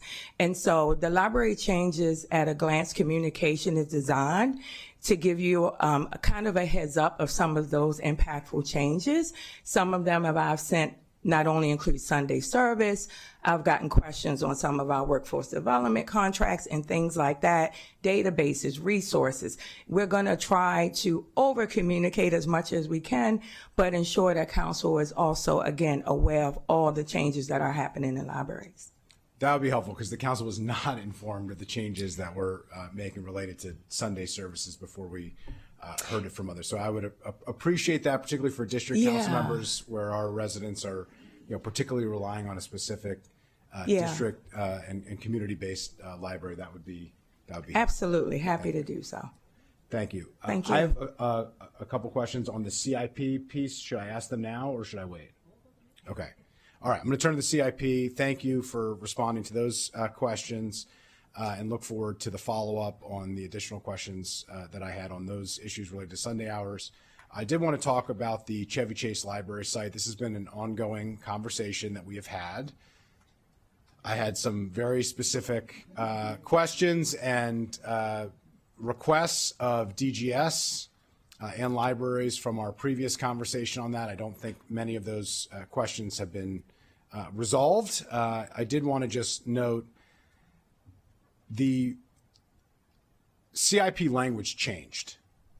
The CIP language from the approved FY23 to FY26 said, quote, "This project will provide a new library with mixed-use development at the site of the existing library," end quote. And then the new CIP language for FY27 is recommended as, quote, "This project will provide improvements to the existing library," end quote, with no mention of housing.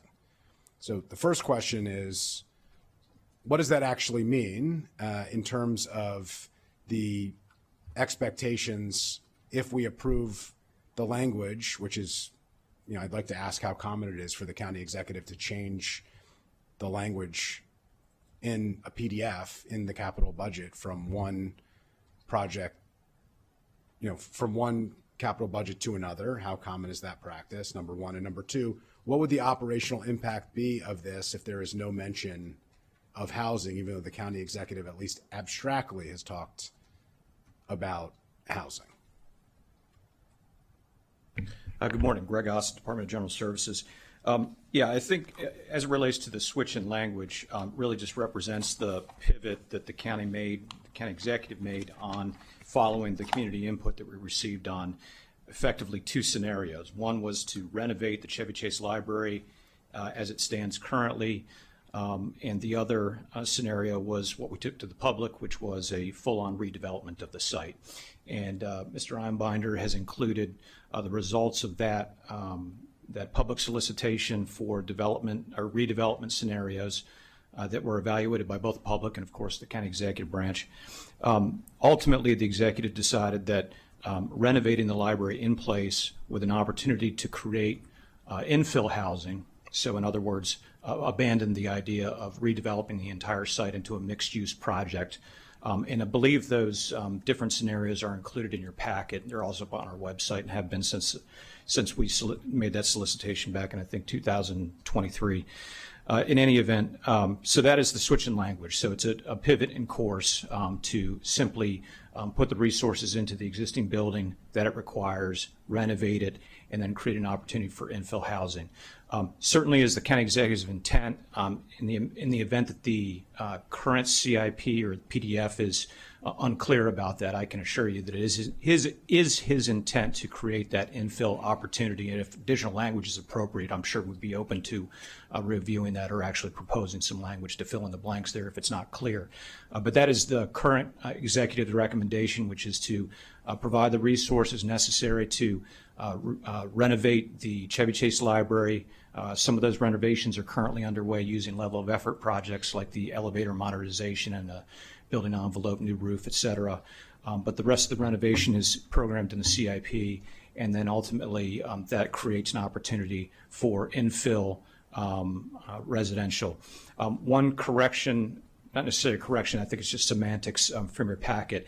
It notes that the timing of the solicitation for that infill development would occur at construction. I want to back that up a little bit. What we would like to do is go out to potential infill developers and partner with them so that we're syncing construction of both at the same time. So in other words, when the renovations occurring and the library is closed for a period of time, it would be the same time that we're introducing the construction of the infill development so that it's one seamless construction project instead of several mobilizations and trying to have a future housing project compete with the library operations after we've recently renovated. That would be ill-advised. And so when would the solicitation occur if the construction is going to be simultaneous? We're just waiting on the timing based on this CIP and the current, if the current schedule holds, the solicitation would go out very soon, would be our recommendation. If the date of the renovation changes as a result of reconciliation in this deliberation, we would adjust. But if the current schedule holds and we're expected to begin the renovation on the schedule as it is in the PDF, we'd want to get the solicitation out this fall. We have in the packet a summary of the work that's been done by DGS, which I appreciate. We've talked extensively here since 2020, I believe, in terms of construction bid results and otherwise. Has there been a formal cost analysis on the different scenarios, and have you shared that publicly?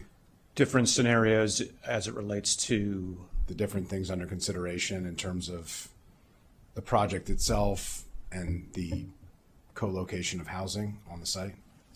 So when we were considering a full-on redevelopment of the site, we did just some orders of magnitude. So if we were doing a tear-down rebuild of the library, the cost estimates were nearly $20 million. That's just a general placeholder of $1,000 a square foot for a new county library all in, and that's commensurate with all of our other facilities, rec centers, et cetera. Just kind of a placeholder number, not exact. And then that coupled with a new parking structure, which would obviously be required because the site is rather small, and combining that with a mixed-use residential project would necessitate a parking garage, and so therefore the cost of the library and parking goes up from there. And then, of course, big picture, our housing folks took a look at the subsidy or housing initiatives fund or other pots of money that the county has to facilitate an affordable housing project, which presumably this is. And that could range anywhere from 10 to 20 or north of that. So a full-on redevelopment of the site, I believe the placeholder number that DGS proposed OMB considered was somewhere north of 40 million, as opposed to the current CIP, which is the, as you noted, the patchwork that's occurred over the years, combined with the current level of efforts that are underway, combined with the capital improvement program that's before you today. What's the number of townhomes and expected subsidy for the townhomes? So when we test fit townhomes for the site, they run on the north and east side of the site, and a couple of different scenarios. The yield was somewhere between 15 and 20, and then depending on the executive and council's desire to, how many of those are affordable would determine the cost subsidy there. As you are aware, that community market rate towns are quite expensive and probably would require no subsidy. That is not the executive's intent. And so without going out for that solicitation and having the development community tell us what they would need in order to deliver based on the affordability component that we would insist upon, we wouldn't be able to answer that. County executive has been very outspoken on his views on market rate townhouses, particularly in this part of the county. So it's a little bit interesting on that view. So it'd be helpful for us to really understand what is the expectation on the townhomes and also the parking plan for the site, because it seems to me you're using the parking lot for the library site. In one scenario, you're suggesting that there would have to be structured parking because of parking needs. In the scenario that you're suggesting now, all of a sudden the parking needs disappear. That's right. Is that because you That's don't exactly think that right. the townhomes and the and a mixed renovated use library are going to need the parking that currently exists? on a mixed-use development or mixed-use redevelopment scheme, you're effectively going to structured parking or underground parking in order to yield the footprint of the library combined with a multifamily residential project on top of it. And then But you just believe that site the site circulation. can sustain significant reduction of parking to facilitate 15 to 20 townhouses plus the townhouses? And then We are parking able needs? to actually maintain the parking. So we had a parking count, a minimum that we worked with libraries on. And we're able to maintain that even with the infill, yeah. So you can build townhouses on the site, keep all the parking.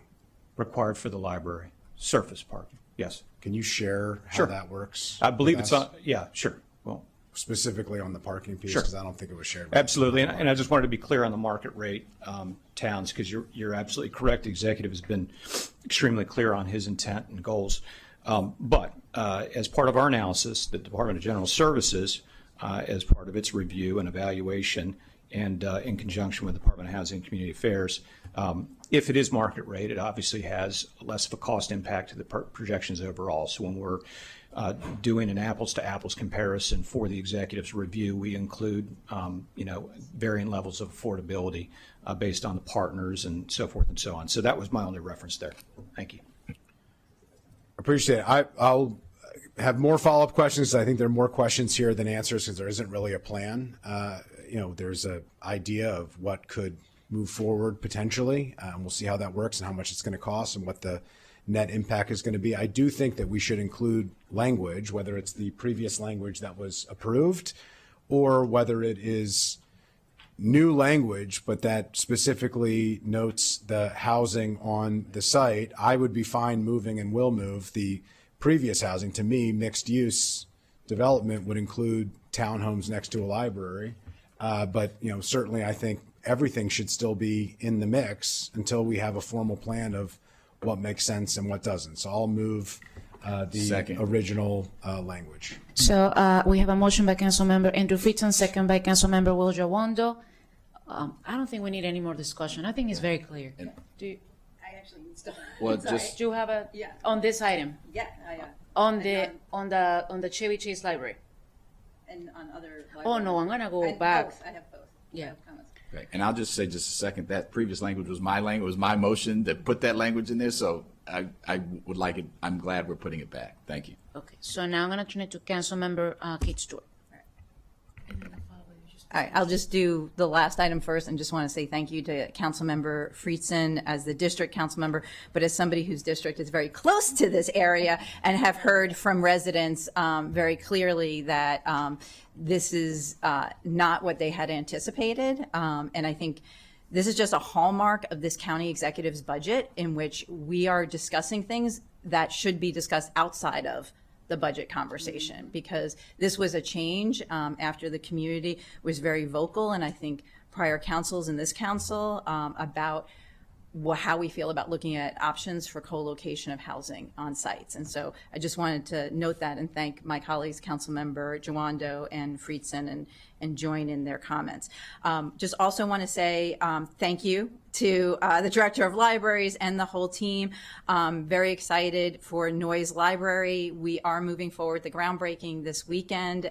Thank you to the chair and the E&C committee. This has been not only the community, but I do want to do a shout out to our state delegation, because our state delegation has been very supportive of this and provided funding as well. So we're very excited. And also on the security guards, just want to thank Director Graham as someone who has one of the libraries that has unfortunately a high amount of incidents. I know the entire team has been working to help our entire community and ensure that our library is welcoming for everyone in our community. And in order to do that, we need to make sure we are staffed appropriately. And so I just want to say thank you for all that work and the partnership on that. And I'm done.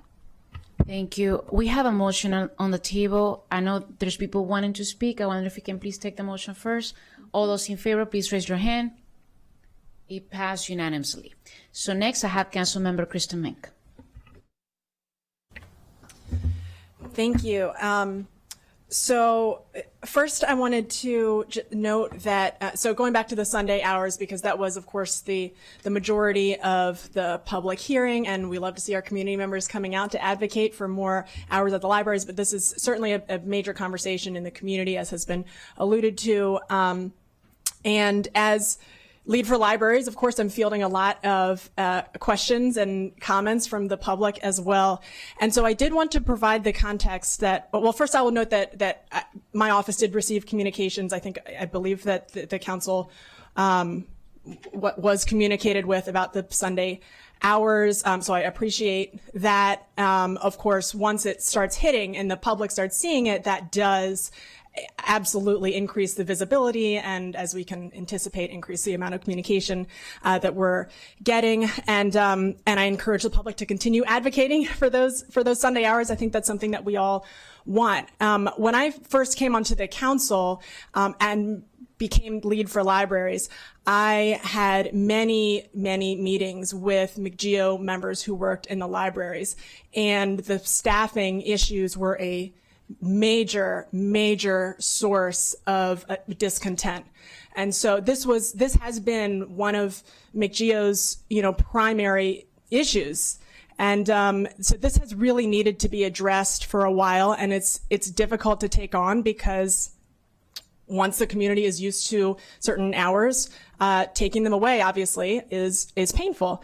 And we all love libraries here. So it's difficult to make the transition, but it was clear to me that something had to give, that the model that we were in was one of an emergency, of necessity during the peak of COVID, when libraries became our touch point in so many ways.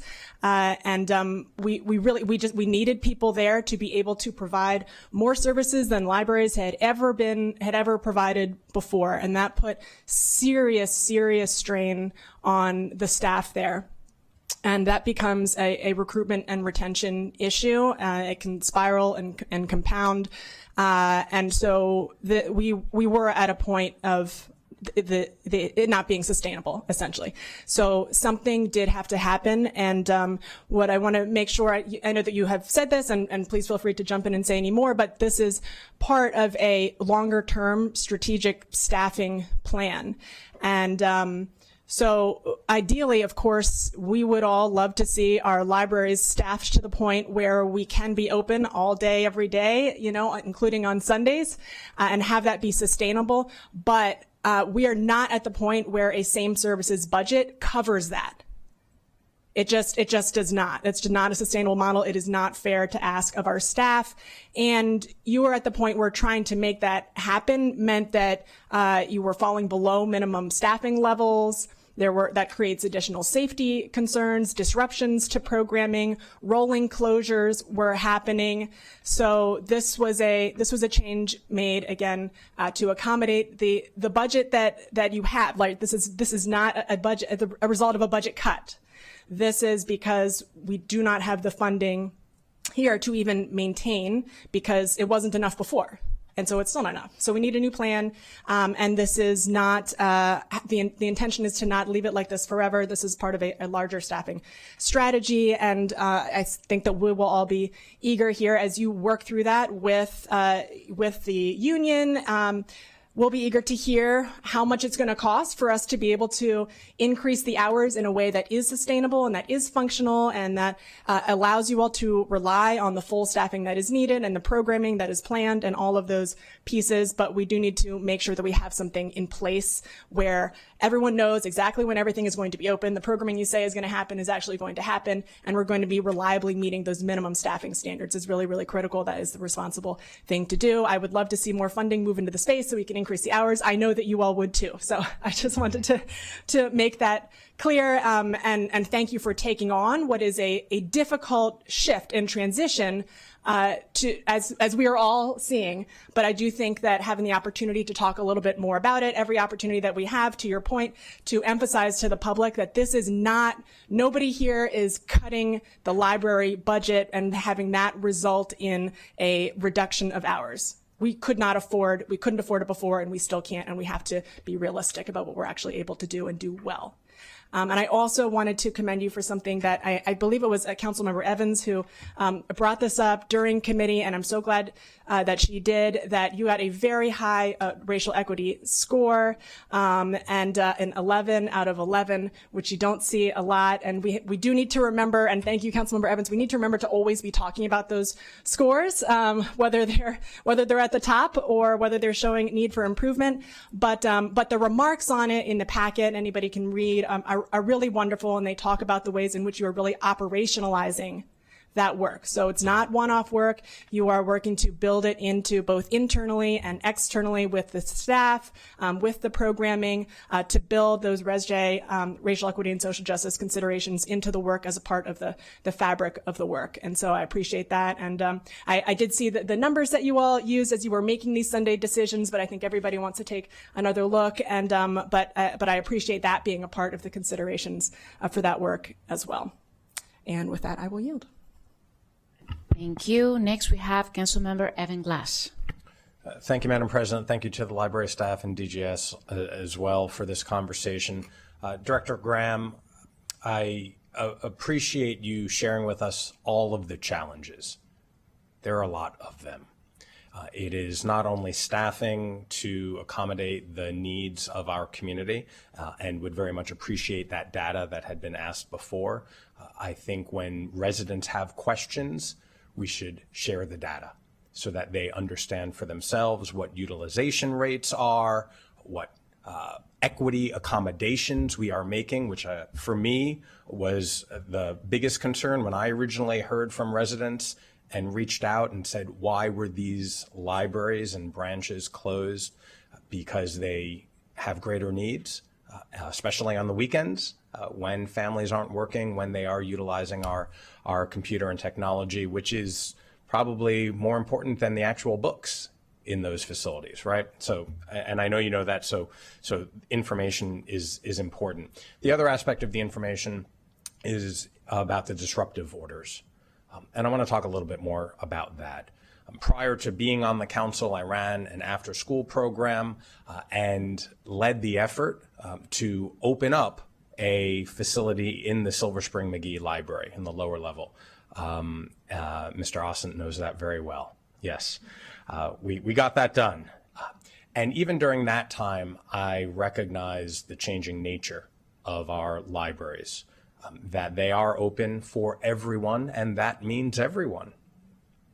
And it posed greater challenges, especially as we are undertaking this budget, where my focus is, has been, and will continue to be strengthening our social safety net and recognizing people with special needs who might need additional help and support are spending their days in the library.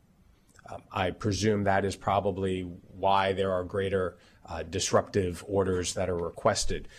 2/3 of the disruptive orders are for calls to our library, and nearly half of the library calls are to Silver Spring. Can you share a little bit more about how the library department is facilitating those concerns, are helping our residents, what the connective tissue is, because we want to make sure that as people are there, that residents are able to do their work and study and research in safety and in solitude, while also we provide additional help for those who are there. Absolutely. Thank you for the question.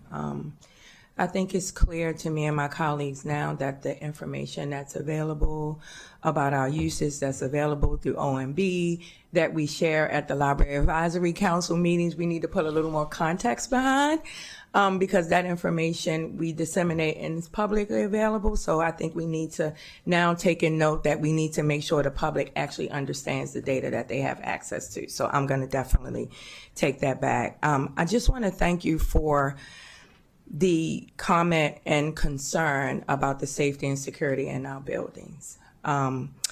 It has been the second top issue that I've heard from my colleagues and partners in McGeo and the staff. It is something that, unfortunately, I have a lot of experience with, and we have been raising the alarm since I have arrived. There's a couple things that we have done that I want to bring to light based on what the capacity as a department, what we have the ability to do. So the first thing we've done, especially in our Silver Spring, our Brigadier General location, is partner with HHS to have professionals in our buildings that are peer recovery specialists, social work, mental health, to be able to assist our community members. So we're not just issuing disruptive behavior orders, but we're actually providing them with some resources. As you know, it is always our intention to make sure our space is open and available to every member of our community. Unfortunately, we in libraries have learned as a result of COVID, it has had a tremendous mental health strain on our community. And to your point, when we reopened after COVID, libraries were the first place that our communities returned to. So we have definitely started that and hope to expand that. And I want to sincerely thank Dr. Bridges and his team. With the help of Division of Security and Director White, we were able to add an additional security officer at the Brigadier General location specifically.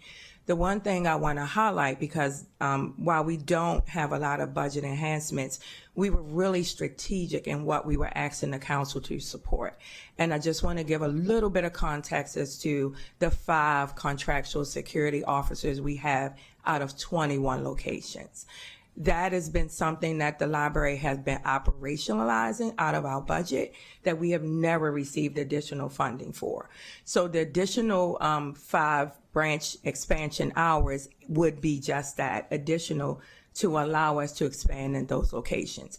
I do want to emphasize a library of our size, similarly DC Public, Baltimore City, Baltimore County, either have a full security force or have contractual services to have security in each location. We are closely monitoring the things that are happening in our schools and some of the challenges that they are up against.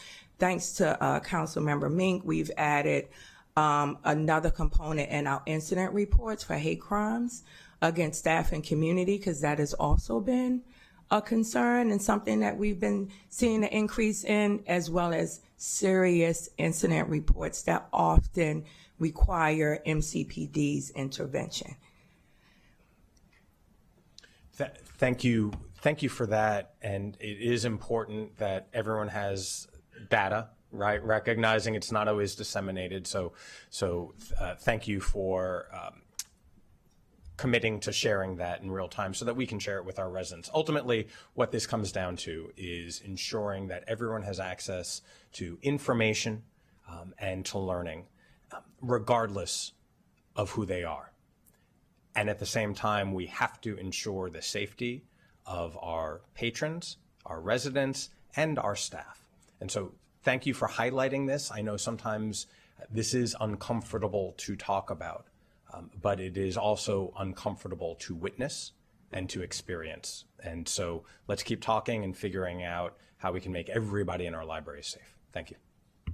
Thank you for that. I don't see anybody else wanting to speak, and we need to move forward. Is there a motion to approve the public library budget as amended today?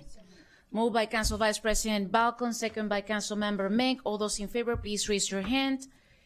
It passed unanimously. Thank you so much for coming today. We're gonna make a quick change in the agenda just to fit the judge's schedule. We're gonna have right now item J, Circuit Court. If everyone on that item, please move forward, and I'm gonna ask Chair Katz to kick us off. Thank you very much, Madam President. The county executive recommended an increase. For those who are following this is 3J. The county executive recommended an increase of $1,230,531, or 5.99%. The county executive recommended budget changes include reallocation of funds from the family grant to the appropriate DOT grant initially budgeted in a wrong account, and that has no impact on grant funds. Second is a funding change in the problem-solving court grant, allowing for a shift of a part-time position to a full-time position. And the circuit court has one item on the reconciliation list. It's to enhance support to address the funding gap for positions in family, trial, problem-solving, ADR, and access to justice grant initiatives for $391,877. Of the 129 employees, 29 are funded by state grant, and they historically receive less in merit and general wage increases than those given to county employees, creating a pay parity issue for staff who often perform the same work. The Public Safety Committee recommended 3-0. The approval of the county executive's budget is submitted. And with your indulgence, Madam President, I'm going to turn to Ms. Frog, Judge Smith, or Mr. Sheridan for any further information. I think you covered it from my end, at least. I'll turn it over to Judge Smith. Good morning, everyone, and thank you for bumping me up. I was just told I have a packed courtroom, so I appreciate it. Yes, having been on the other side, I know how it feels to wait, so I'm going to try and get over there, give you the information that you want, and get back to work. I think the most important thing about this request on the part of the circuit court really is the idea that we want to be able to pay our grant position folks the same amount as the other county people who are doing the exact same work.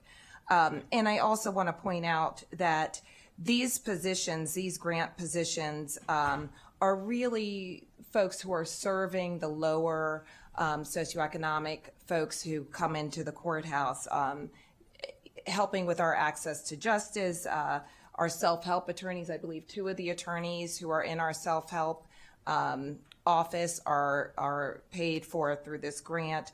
Our problem-solving courts folks, so mental illness, mental health court and drug court. Our data analyst, one of our data analysts is paid for through these grants. And we obviously think it's important to be able to pay people doing like work the same. And I believe we would be in a position where if we do not get this additional funding, we would not be able to have some of these people continue working in the court. Anything else you want to add? No? Thank you for that explanation. I have Councilmember Will Jawanda. Thank you, Judge. Thank you for being here. My question revolves just around that last part of your statement. I get the pay equity issue, which I agree with. Unfortunately, we have issues in a lot of places where people should be getting paid more, particularly contractors. So how does it relate to you wouldn't be able to keep the positions if it's just to bring their salaries up? Could you explain that? Yeah. Please introduce yourself. Yes. Thank you, Council. It is a very good question. They're doing the exact same job, sitting next to each other. One is purely county funded. The other is the revenue comes from the state. We treat the employees exactly the same. They're all county employees, the 129 of them. We just have a revenue source. So if we were not able to pay them equitably, eventually they would leave. So what we're asking. Oh, it's not that they wouldn't have the positions. You're just thinking they might leave. Yes, they would. It's equity. It's just, and it's also equitable. Sure, And absolutely. it might be HR issues and all kinds of things. And so what we're asking for, we get 90% covered by the state. It's that 10% that does the valuable jobs that Judge Smith pointed out. And to keep that, so I would argue the leverage argument that the county gets the 90% by paying the 10. And that would be an ongoing cost every year to equalize it. And this ask is probably 3 years worth of it. So, for example, this year, I think the state just issued their cost of living at 1.5, I believe, and the county has not yet issued it, so we don't really know, but we know what we think it is. And there's going to be a roughly 2.5% gap. Okay. So you just told me something that's going to make me want to cut you. You said it's 3 years worth of it. So this is we do a budget every year, and this is an extremely tough one. So I just want to make sure I understood what you said. Is there a way to put this on the list at a lower amount that would meet the gap for next year? Well, if we get this, then next year the gap would probably only be 120,000. It'd be a third of it. I think we haven't asked for it every year. We've just eaten it. Yeah, exactly. Okay, so it would not eliminate the gap. Right. It would just put you on track to eliminate it over time. Yes. Is that correct? It would be at least less of a gap every. So this would not eliminate. There would still be a gap until the state and county ever got on the same page. Yeah. And good luck with. Yeah, we're working on that. And even when they're on the same page with the same rate, they do different times, and either way we get caught in the fluctuation. Okay. All right. Well, I think it's an important piece of funding. I just wanted to understand how it was relating. Thank you very much. Thank you for that explanation. I don't see anybody else wanting to speak. With that, we have a recommendation from the Public Safety Committee. Those in favor, please raise your hand. It passed unanimously. Thank you so much for coming, and good luck, Judge. So now we're going to go back. Thank you, Your Honor. So next is, we're going to go back to item C, and that's Montgomery College. And as they move forward, I'm going to ask Chair Jawando to kick us off again. Thank you. Earning my salary this morning. So the Education and Culture Committee unanimously recommended reducing, and I'll emphasize reducing with the college's great work, Montgomery College's FY27 county contribution by $4.6 million, they're offsetting this reduction by authorizing the college to draw on its OPEB trust assets to cover that same amount. So it won't be a reduction in their budget, but it'll be pulling from the OPEB trust assets, which would allow no programs to be cut. We also recommended keeping Montgomery College's remaining $1.7 million above maintenance of effort off the reconciliation list so they can be guaranteed, since they're coming and making this, being a great partner as they always are. So this is possible, and I want to appreciate our staff and college staff for working together on this. Their budget was already lean, 1.3% above maintenance of effort. But when we identified this savings, they said yes, and it's a really good faith approach. They have a really well-funded OPEB trust, 86%, I think, it was the number. And so they're, just like the county did a few years ago, they can start paying for current benefits from the trust, and that will allow them to supplement and give us some money back in our budget when we really need it. And so with that, I'll turn it over to, we also talked about, Mr. Prouty, can you also just, I'll turn it over to you, but can you also mention the other piece around, I'm missing something here, the two positions for IT. Indeed. I'll let you mention those. Yeah, thank you, Councilman Giwando. So there was also an addendum to the packet that was sent around this morning. There's two other pieces the committee considered in terms of amendments to the capital budget. A number of technical adjustments were made following the resolution of state aid, and there was a revised non-recommended reduction list sent to us on April 15th. The committee did approve this, so the recommendations are to unanimously accept the amendments to the CIP. They involve the Rockville Michael and Tower Library Project, the Rockville Theater Arts Building Renovation Project, which would be put on a faster schedule, and would also involve a reduction on the state level in terms of support for the German Student Services Center, and subsequent to that, they would be placed back on the list for the 6-year CIP. The other piece that the committee recommends is to recommend restoring $3.625 million to the Information Technology Program, part of the CIP, as part of the reconciliation project. That was cut due to current revenue. Yeah, and thank you. And that was a big discussion. That will go on the reconciliation list, but it was very important to the college, and I'll let maybe Dr. Williams say any opening comments, but that was the committee recommendation. Dr. Williams?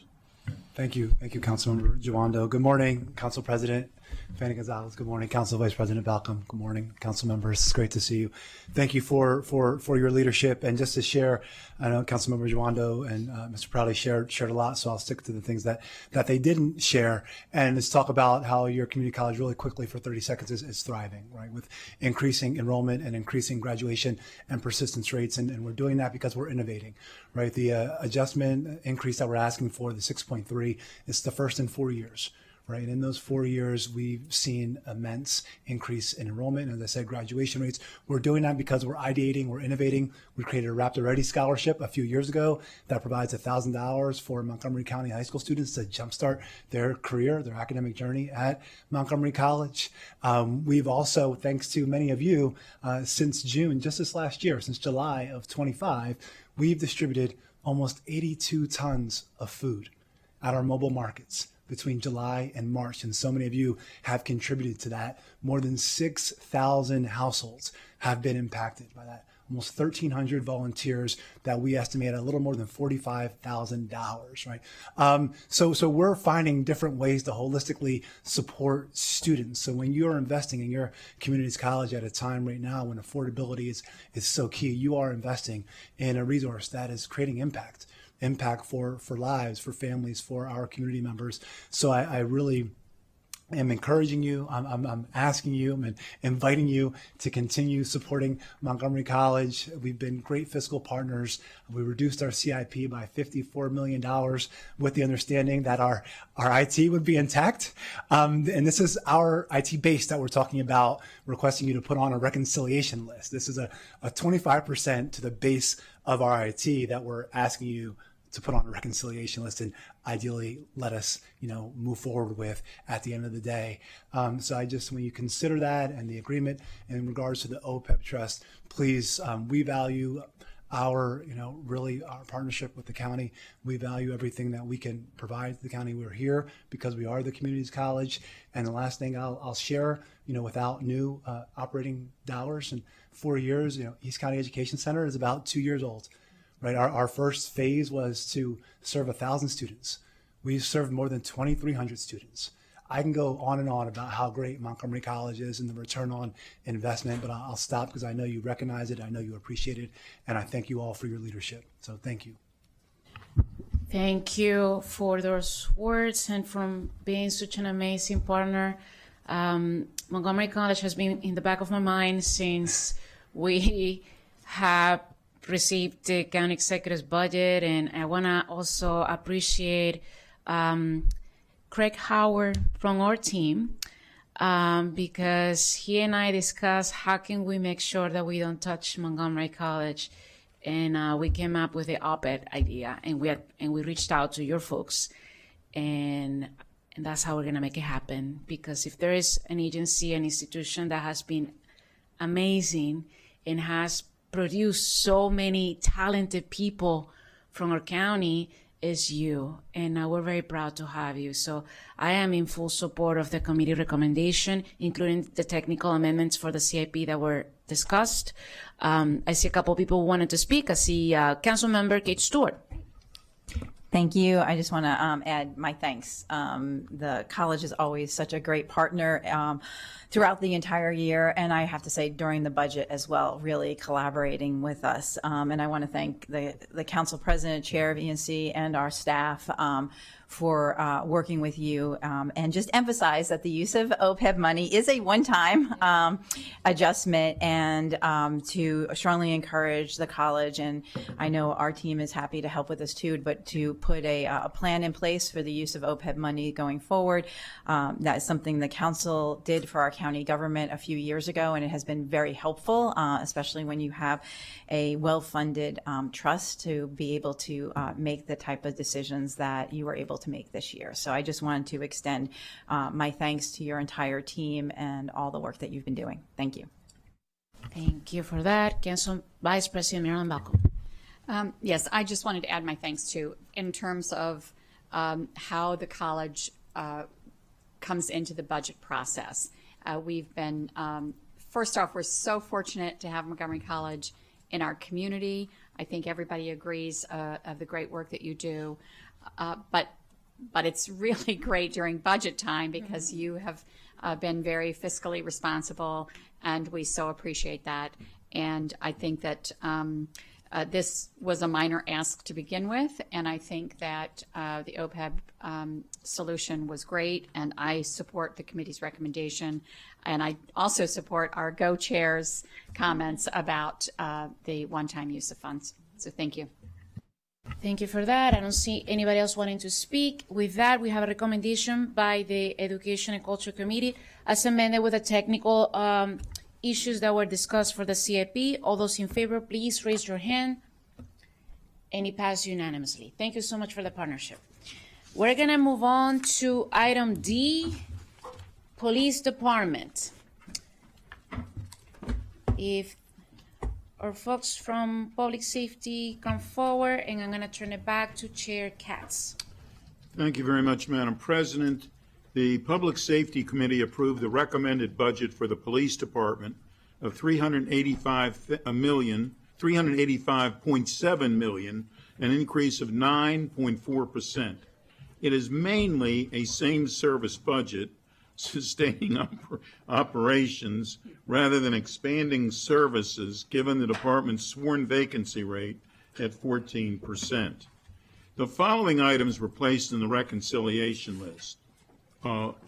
Replacement of the automated external defibrillators, also known as AEDs, assigned to patrol officers who often arrive first on a scene. That was $532,000.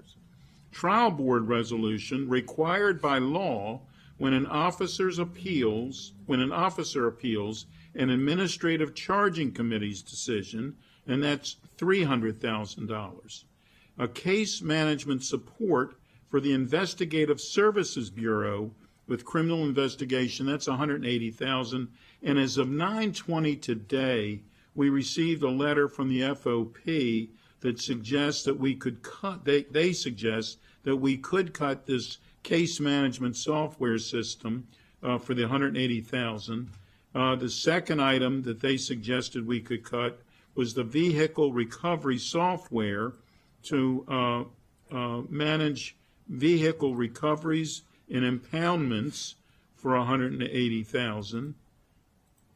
And mid-year and mid-year FY26 M3 position in the vehicle recovery section at $160,458. I might have gotten one thing wrong on what their letter said.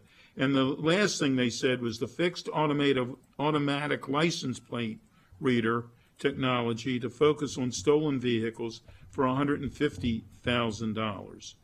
They're also on air list, which no one is suggesting we cut, especially Councilmember Mink, is the crossing guards for Burtonsville Elementary and Greenwood Elementary for $177,162.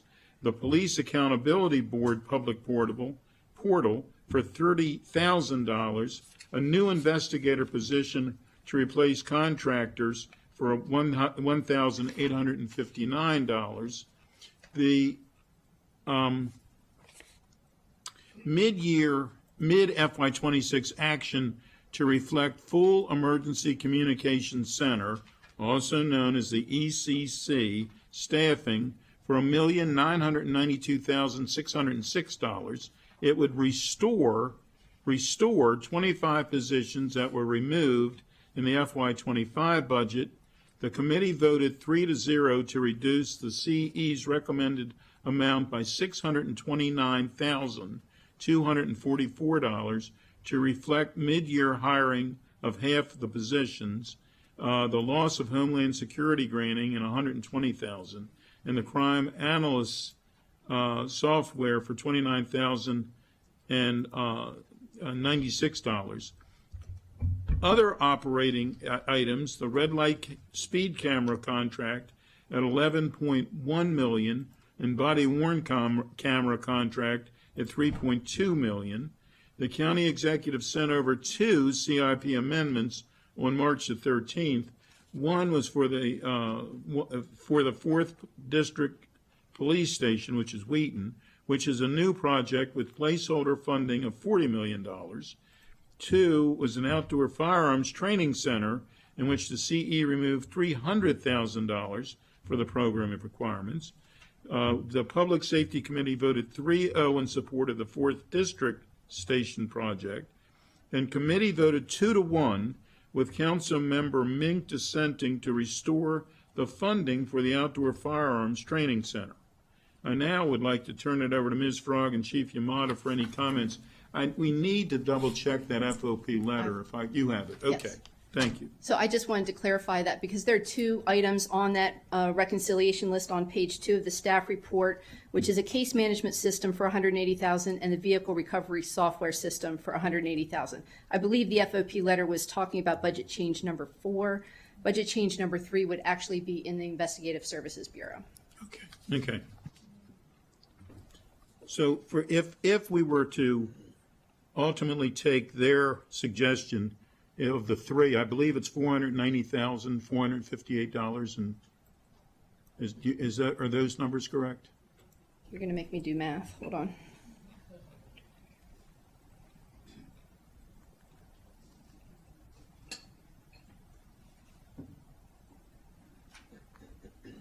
$520,458. 520. Okay. Very good. Chief Yamada. Thank you, and we got here in the morning. Is it afternoon yet, or we still morning? Okay. Thank you, Council President Fanny Gonzalez, Council Vice President Joando, the rest of the council members. We understand, Balcom, sorry.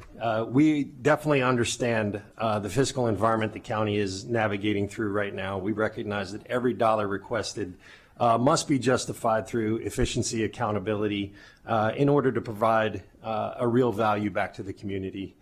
This year's budget is about maintaining service levels in a time of increasing demand and ongoing staffing pressures. Like many police agencies across the country, we are facing staffing shortages, recruitment challenges, increasing call complexity, and a higher expectation for service delivery. Our approach has been not simply to ask for more, it's been to study our operations, modernize where needed, civilianize where appropriate, and to use technology and both constitutionally and strategically. While our recruit classes may be growing, Slowly, the department is not necessarily outpacing our attrition. By 2028 alone, there will be more than 50 officers who will have to leave the department via the DROP program. Please know that we're doing everything to combat this, but it does also highlight the need for strategic technology choices to offset those losses. Over the past year, the department is taking meaningful steps in that direction. We've completed an operational studies in investigative and patrol functions to better understand deployment needs, inefficiencies, and opportunities for improvement. We have continued implementation of our strategic plan. We have advanced racial equity efforts and accountability initiatives, including alignment with a national best practice in professional standards, such as the International Association of Chiefs of Police Trust Pledge to Framework, that we will be the first law enforcement agency in the entire state of Maryland to achieve that. Those efforts reflect a department that is forward-thinking, data-driven, and committed to continuous improvement. The budget before you reflects many of those first practical steps from that work and those efforts. Several requests here are not expansions of service, but protections of existing service levels that residents already expect. You will hear Chief Augustine and his team speak to the ECC positions, the crossing guards, case management system, LPRs, AEDs, and trial board costs, amongst other things. I want to thank Ms. Farag for her exhaustive work on this and the entire County Council. We respect the process, appreciate the task and consideration before each of you, and we realize that you must think globally, not just about MCPD. We have focused our budget in areas such as officer training and safety, transparent and accountable data management, and professional policing. In other words, every item here emphasizes overall community well-being and trying to achieve our goal of providing the highest quality police services. Thanks. So I think you said that you're going to turn it to, yes, go ahead, to answer those specific questions. Sure, I'll be very brief. Assistant Chief Augustine, Chief of Management Services Bureau. So in creating this budget, we really were being fiscally responsible and looking at what is actually our community needs, what our employees need to ensure the safety and overall services to our community. These are a continuation of services. Some items here are replacements because the services no longer work. They're not functional, and there's liability concerns as well as public safety concerns. So I will turn it over to Ms. Farag about the package. I did want to bring up that there are two new council decision points for you on two CIP projects. They are the White Flint Station, which is just I'm sorry, I'm getting my budgets confused.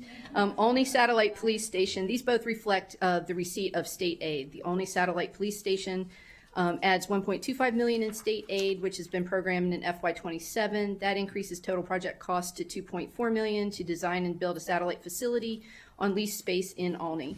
The 4th District Police Station. This amendment recognizes the receipt of $2 million in state aid, which is going to be switched for the GEO bond funding. The total project costs remain the same, with about $5 million total programmed in FY27 and FY28. The total placeholder funding for the station is about $45 million. I'm recommending approval on both of those. I did want to also note that OMB sent over a revised PDF for the 4th District Police Station that shows a cost change reflecting the project scope, removing Park Police Headquarters. That is something that the committee did review with the full budget and recommended approval. Yes. Thank you for that. Can you please go back to the questions from Chair Katz on the letter from FOP? I just want to make sure I'm clear if you are in agreement with them or what's the situation.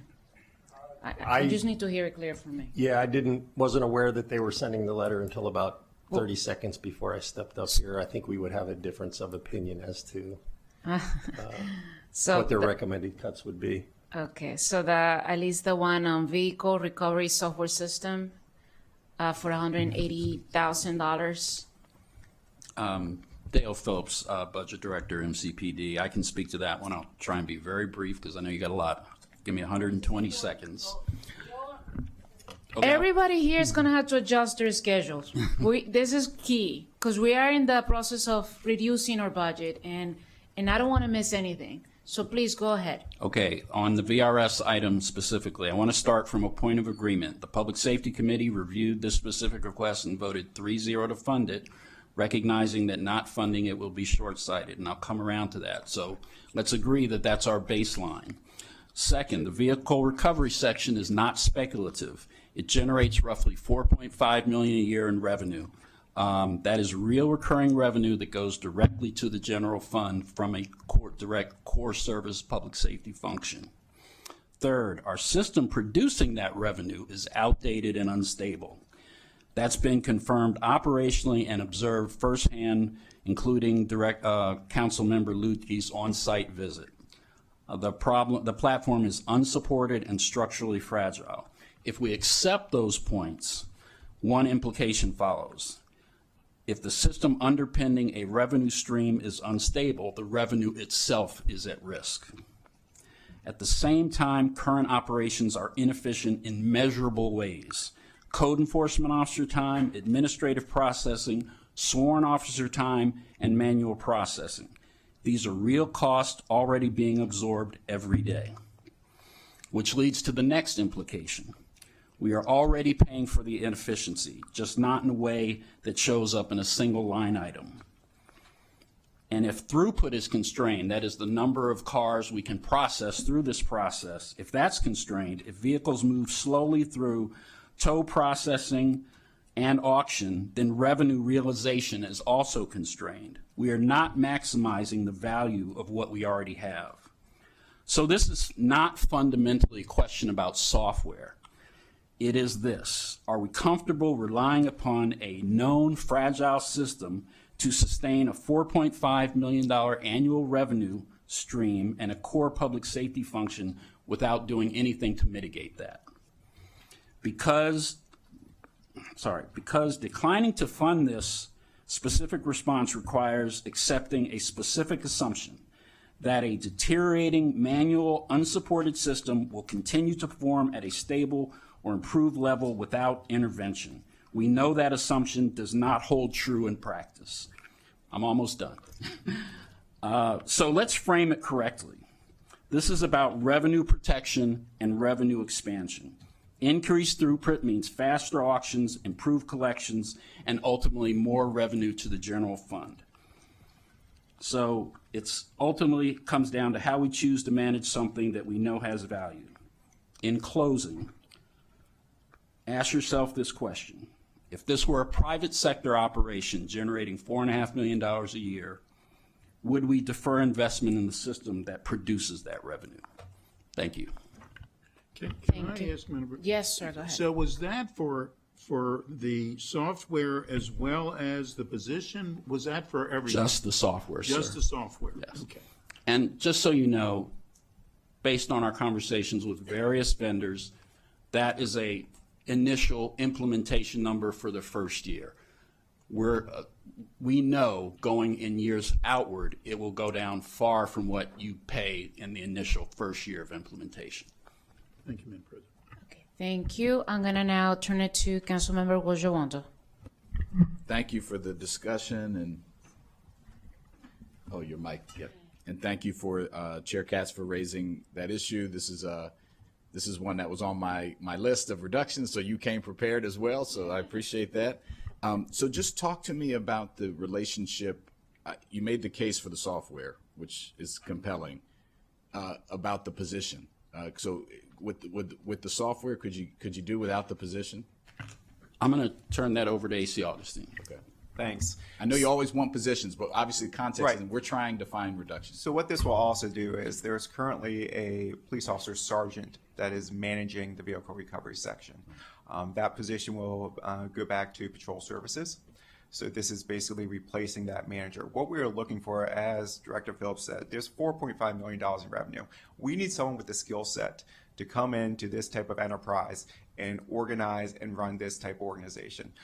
Unfortunately, a lot of our police officers have great skills, but in going into accounting and managing a multi-million-dollar facility, this is not within the skill set of a sworn police officer. They're able to assist, and we will also have another sworn officer that will still remain there to help with the law enforcement functions. But we really need someone that concentrate and make sure this organization is running and accounting for the $4.5 million. And speaking to, I know many council members over the past year have received emails from constituents stating that their vehicle was sold or they can't find their vehicle, and that's looking at the overall accountability and responsibility of the unit. Number one, to have software that we can track. Currently using pen and paper to track vehicles, and when council members want to know where a vehicle is, we have to do hand research to find it out. Having a system as well as having accountability from a executive manager to be there and be held accountable for what is going on in a organization will provide better service not only to the community but also to the council members. And when there is questions about certain vehicles, whether it was towed, why it was towed, pickups of vehicles and so on, we'll be able to provide those answers and help hold people accountable. Yeah, I appreciate that.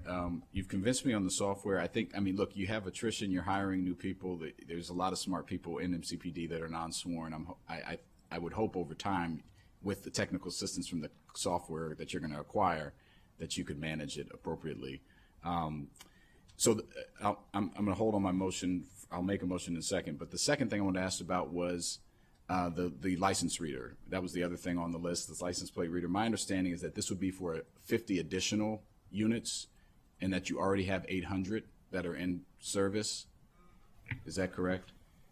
We have eight. Good morning, Darren morning. Frank, Yeah. Chief of Patrol, Montgomery County Police. So we have 800 units that are attached to cars, and so that's a part of our Fleet 3 video.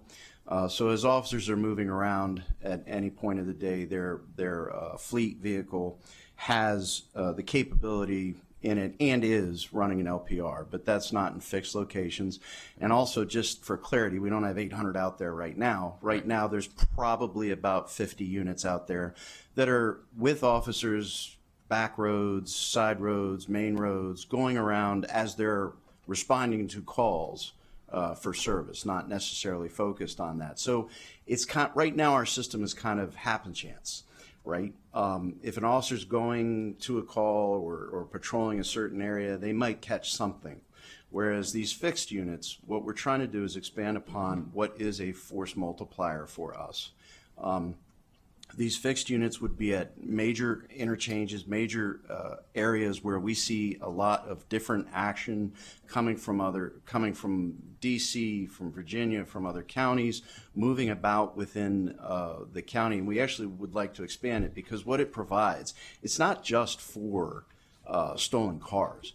It's for every crime that we deal with investigatively.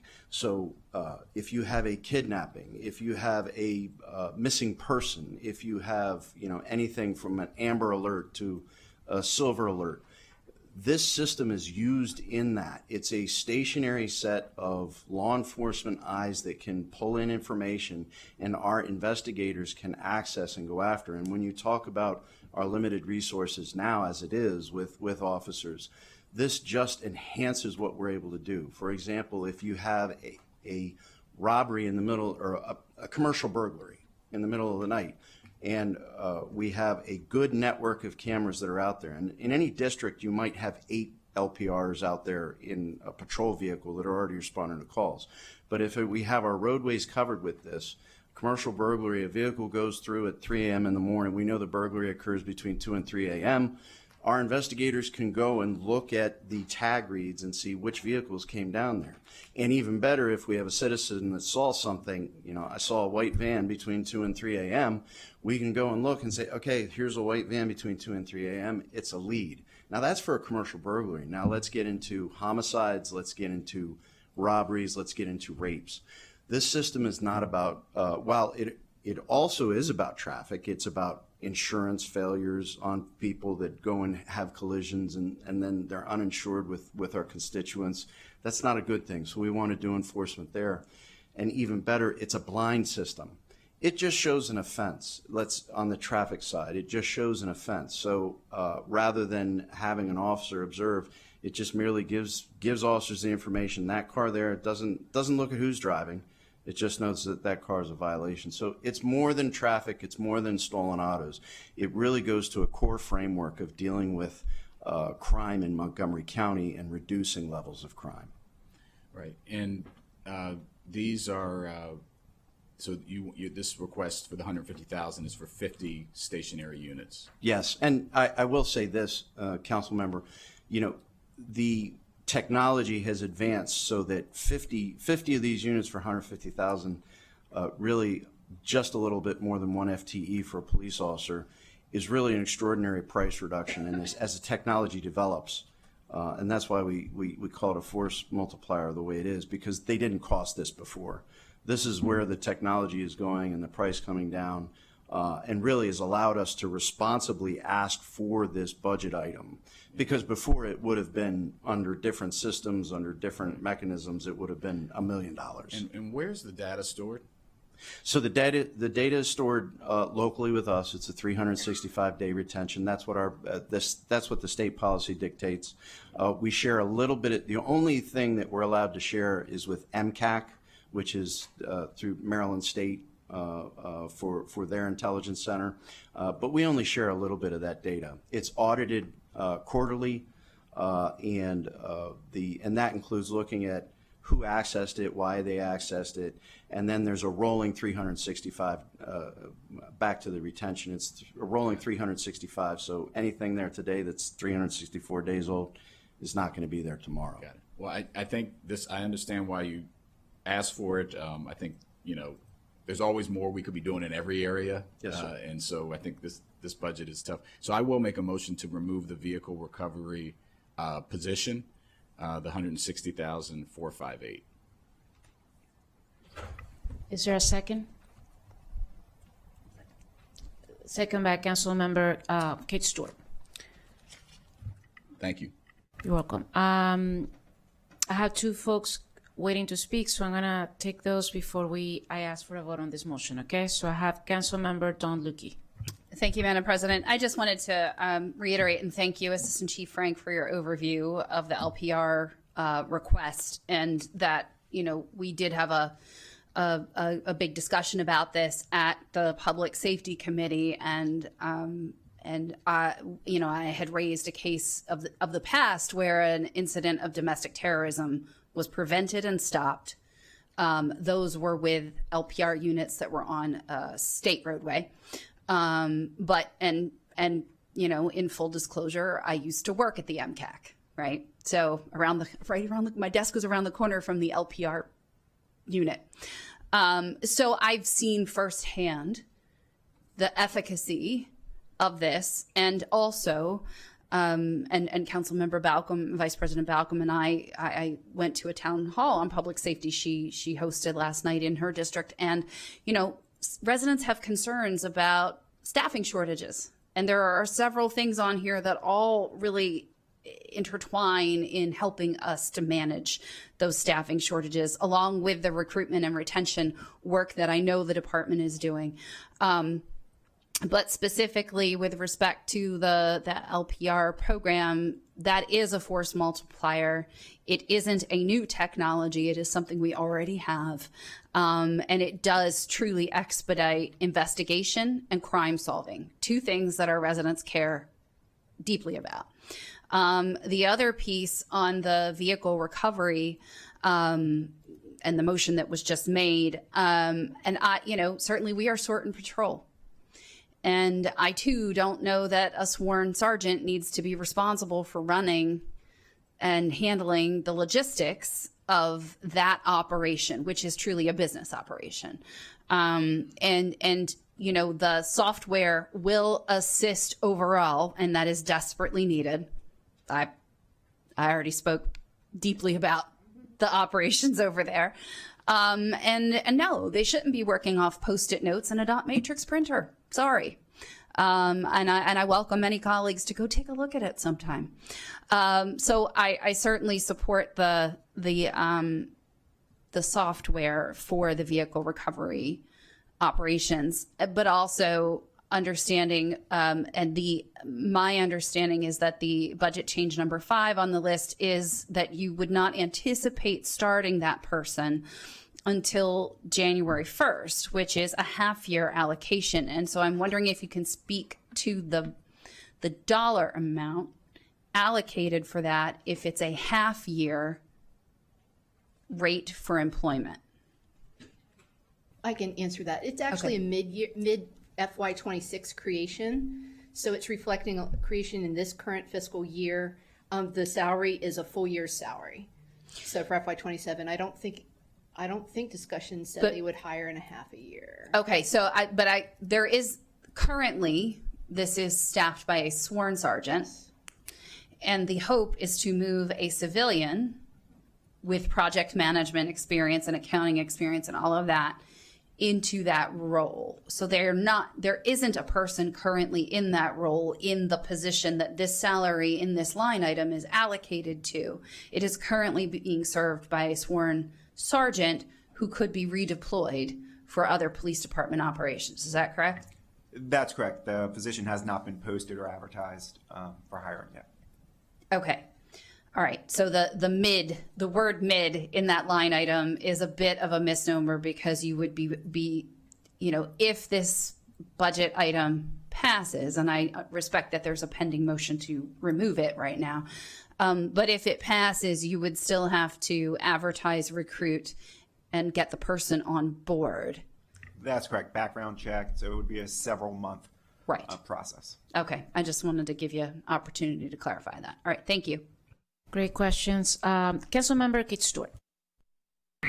Thank you. I just want to say thank you for all the work and the analysis. And I know, we're at the start of our week, and we're going to have other departments that come before us. I know on government operations, we heard from procurement, who wants their an e-system for procurement, which is desperately needed and is actually the second year they asked for it. They didn't get it last year.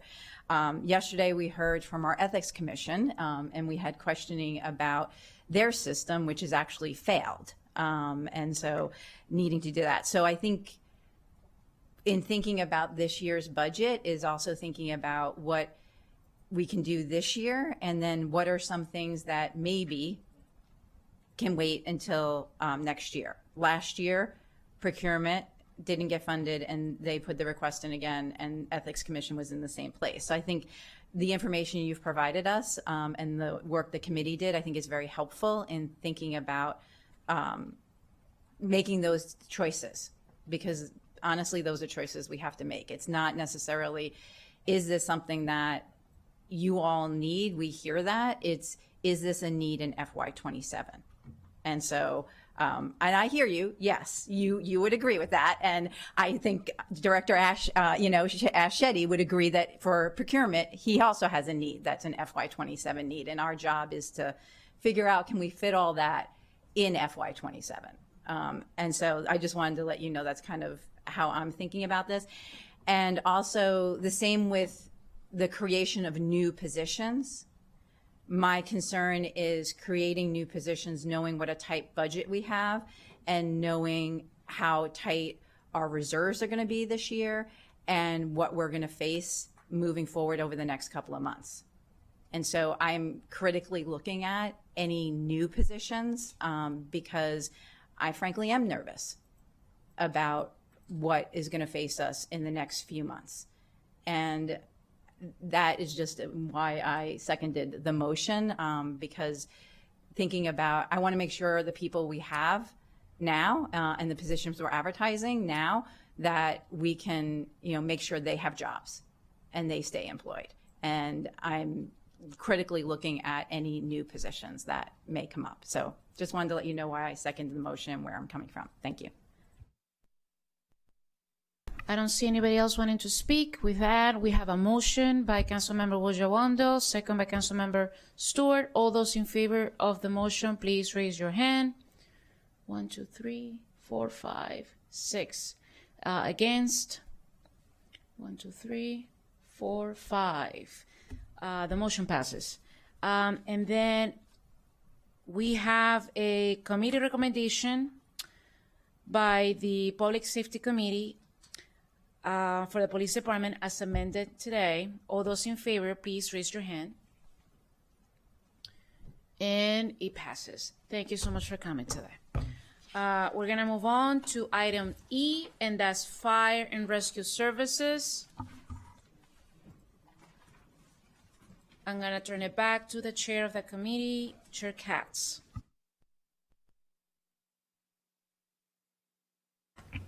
Thank you very much, Madam President.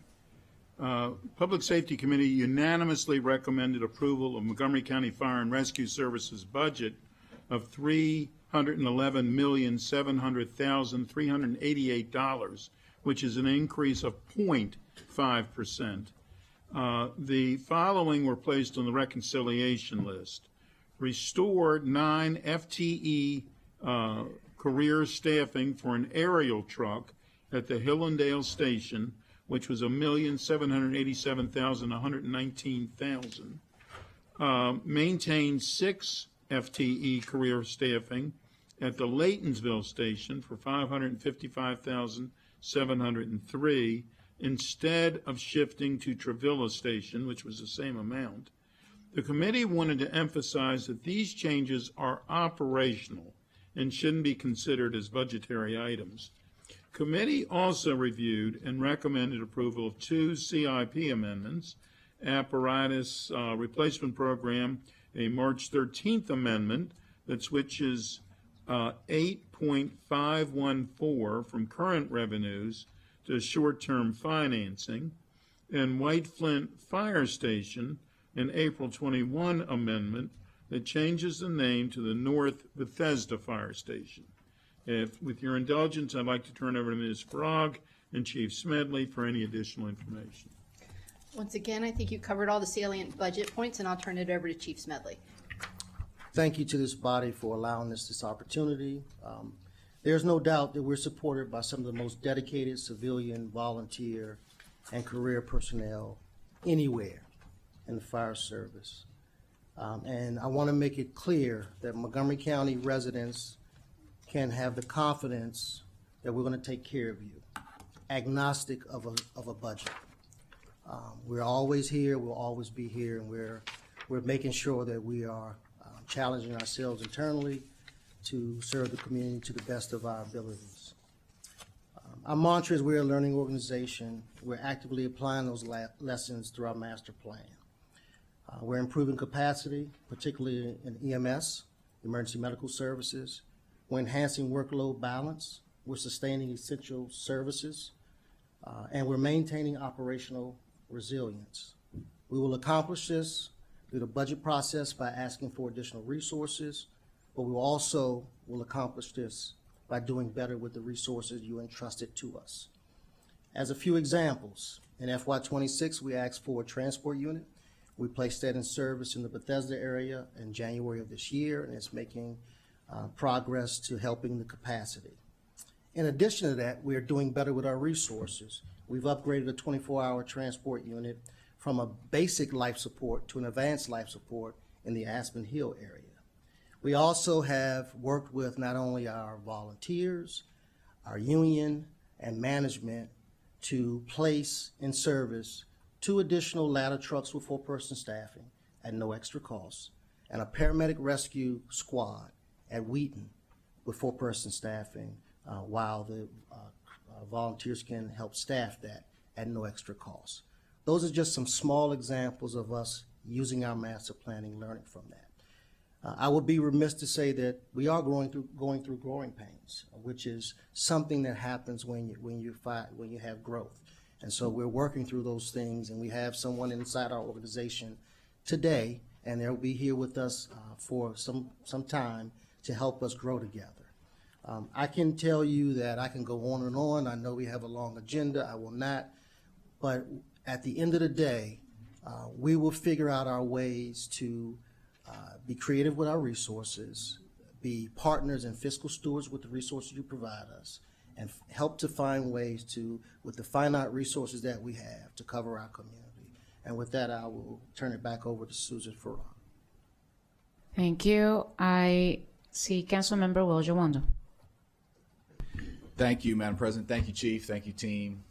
All the chiefs, all the folks in the audience. Thank you for everything you do.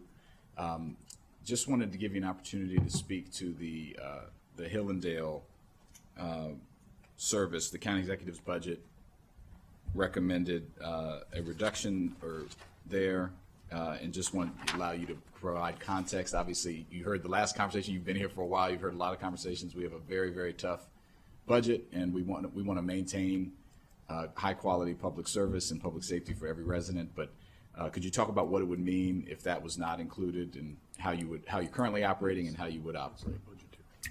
Yes, so if I can quickly go over the guidance that's provided for the budget process for fire and rescue. We had a 3.5% reduction that we had to come up with. That was not to lose any person's jobs, so there were no jobs on the line for that. A 3.5% reduction is $11 million, about $11 million for us. In addition to that, if we needed to find any enhancements, we had to find an additional reductions to cover those enhancements. I can tell you all who's gone through budgets over and over again, the only way that the fire service can do that large amount is through services, which taps into operations. It is no way I can avoid tapping into operations with that large amount of funding that we have to cover. So when you ask about what were some of the considerations, first I had to comply with the guidelines provided. Secondly, we have to make the least worst decisions. Right? That's what it is, the least worst decisions. As we know, some of our Upper Montgomery just went through their 80-year anniversary as a volunteer corporation. 80 years, right, in Upper Montgomery. 80 years look different that long ago to where it is now. And so our system was built on local fire and rescue departments, and then it converted to a one united system under the Montgomery County Fire and Rescue Service. What does that mean? I can't pick up a station and move it. So the best next option is to look at where the resources are, look at where their needs are, and move them accordingly. We need EMS because that's 78% of what we do. The next thing that's most important is getting fast water to the fire. When a fire occurs, when we can get fast water, the emergency goes away. Then it's looking at the other aspects of our ladder trucks. That's the third priority. So EMS, fast water to the fire, and the third priority. So as it relates to the decision-making process, based off the guidelines that were presented in the budget, based off our master plan, based off where the priorities are to cover our community, and based off those constraints, that was the considerations as it relates to the Hillendale being destaffed. And what that means is they're being operationally, they'll be it'll go out of service, and those personnel will be used to cover overtime reduction elsewhere throughout the system. Okay, and the committee voted to restore those 9 positions. That would be on the reconciliation list, obviously not guaranteed to come off, but I wanted you to be able to speak to it since it's a pretty large item. And as it relates to operations, it is surrounded by, that truck is surrounded by other trucks. Now, based off our performance measures of 10 minutes, we will cover about 90% of those. So we wouldn't be able to cover the 100%, but we'll be able to cover about 90% of that 10-minute performance measure. Thank you, Madam President. Thank you. Councilmember Don Lukey. Thank you, Madam President, and thank you all for being here again, and for your ongoing collaboration and responsiveness. I know everybody's had a lot of questions, and certainly, for the benefit of colleagues who weren't able to watch or review the Public Safety Committee hearings, I know I had lengthy discussions with you all about the operations decisions versus budget decisions, and why, from the public's perspective, they're concerned about, do we have enough firefighters? What's the response time, right? And what does this mean for me where I live? And those are operations decisions that the department needs to manage. But because of how this comes before us, it makes it appear to be a dollars and cents decision as opposed to operations deployment decision. And so then, this is how we received it from the county executive, but it makes it appear that the council is taking away funding for fire operations that will adversely impact our residents. And that's at the end of the day, as we discussed, you as the chief of the blended fire service have the capability to make those decisions at any time, irrespective of the budget. And just wanted to get you to, acknowledge that as we sit here now and take the straw vote as the full council. So if I'm hearing you correctly, the question you're posing, do I have the operational authority to make changes? Yes. Yes. Yes, regardless of what we do or do not do here today. Correct. Okay. And thank you, Councilmember Jawando, for, asking the questions about the response time. And those are things that we all are going to be and continue to be concerned about. I know we talk about recruitment a ton in the police department, but we haven't always had, the lengthy discussions about recruitment of the fire department and within our volunteers too. Yes. Because I want to acknowledge that they have been trying also to expand their fleet, and that we need to revisit that outside the scope of budget.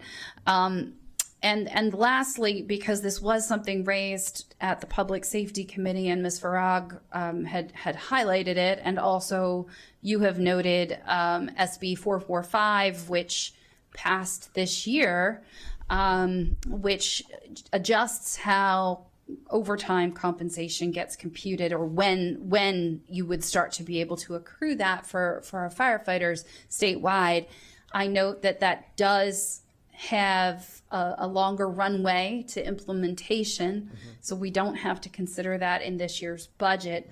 But we are going to have lengthier conversations about how overtime works, about how currently under existing contracts it works, about ways to refine procedures for the department as to how that works, and to make sure we get into compliance in time for the October 1, 2028 deadline under here, which will have a significant funding impact to the county.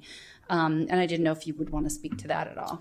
Yes. So for the greater audience, Bill 455 speaks to 168 hours, and our personnel, after 168 hours, you have a premium pay.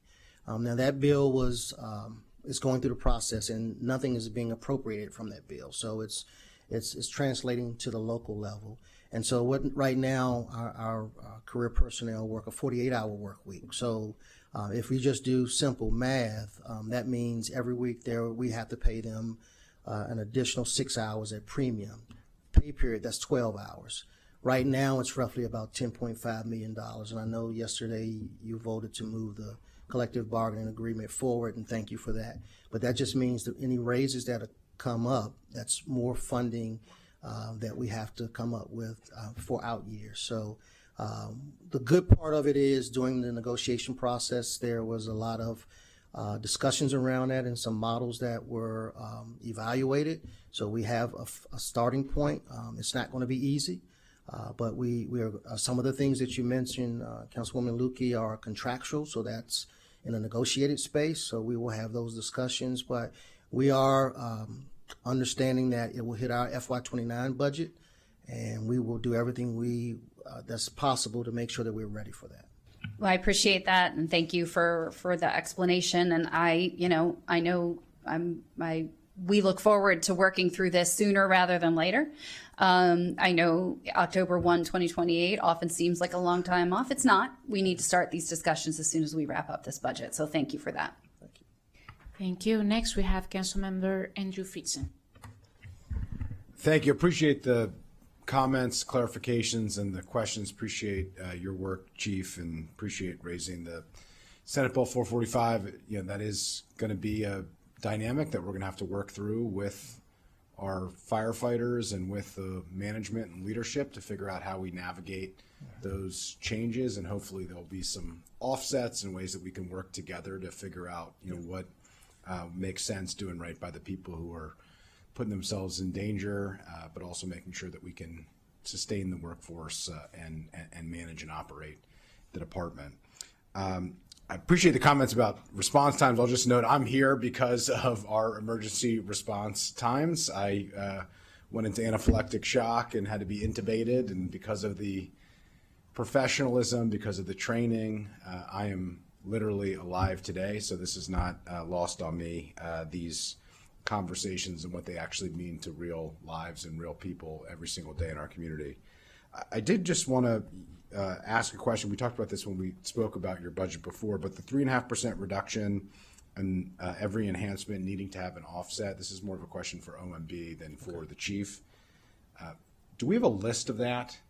Can that be shared with us, not just for the fire rescue service, but for all the departments, of what the 3.5% in proposed reductions were for all the departments that they had to put forward, and then what the offsets were specifically within their budget for the enhancements that were proposed? Because I heard that, but I'm not aware that we have ever seen that, and it would sure be helpful as we navigate through some of the challenges that we're facing right now with a budget that's not close to balanced. Vivian Nicole, I will have to get back to you on that. If you get back real soon, because we're making decisions right now, that would be really helpful. I would appreciate it. Certainly by the time we take up final decisions of this budget, so no later than this week, I would say. I'll yield to the council president, but in the next 24 to 48 hours would be helpful and I think necessary for us to make smart decisions.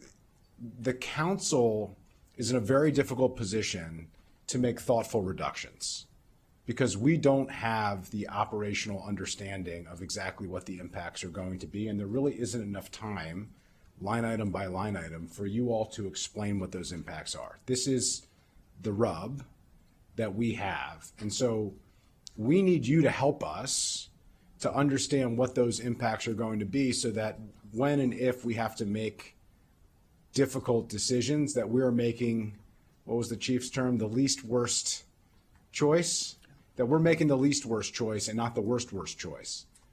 And ultimately, we can't do that without better information than what we currently have. So if you could, it's not just for this department and you're only in, control of, certain number of departments. I'm looking for it enterprise wide, because ultimately I think that the council really needs to see that. So I just want to request that here. I'll yield to the council president for that, but I think that 3.5% reduction specifically for every single department in county government, and the offsets for the enhancements that apparently was the formal guidance that was given to every single department in county government. Thank you, Madam President. Thank you for the question. We have somebody for OMB.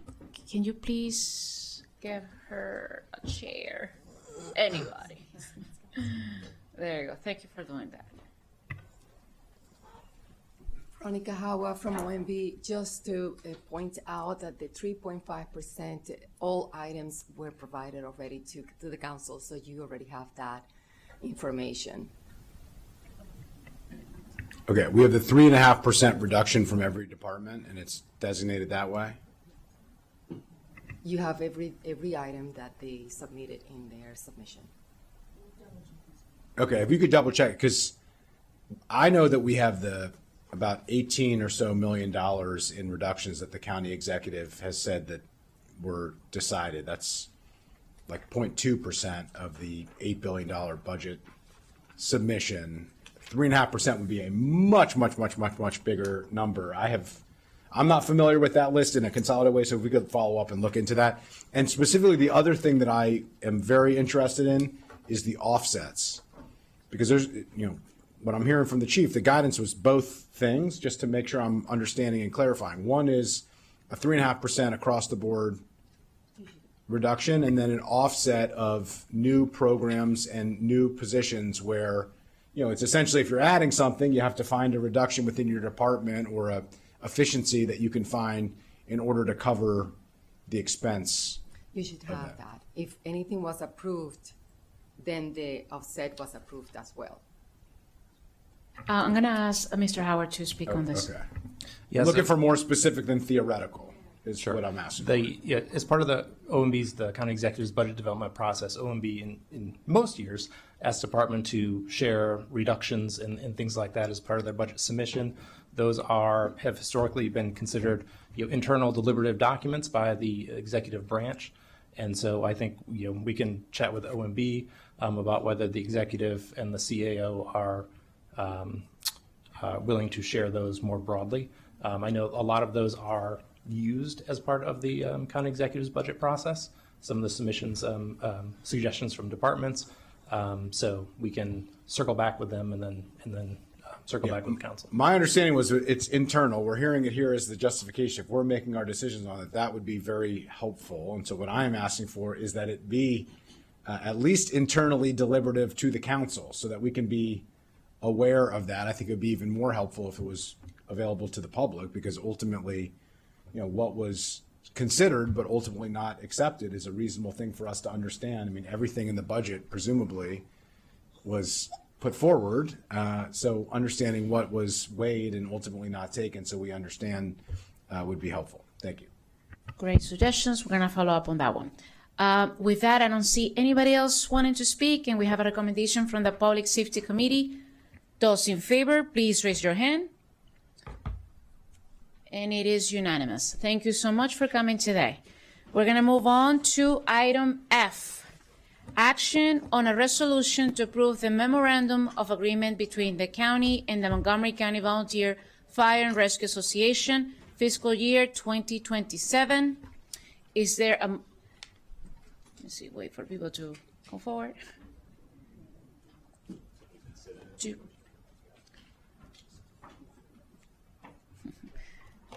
They wanted to stretch their legs. So they go back. I'm going to turn this to council staff to speak on this item before we ask for a vote. Certainly. Thank you, Madam President. This item, just to reiterate, it is a final action item. It's a vote on a resolution to approve the memorandum of agreement between the county and the Montgomery County Volunteer Fire Rescue Association, MCV-FRA, for fiscal year 2027. The Public Safety Committee did review did meet and had a work session, reviewed the resolution, and unanimously recommended the approval of the resolution, just with a couple of technical clarifying amendments. Does the chair of the committee would like to, or I can continue with the council staff? Okay. That's okay. Ms. Wallens, can you please continue?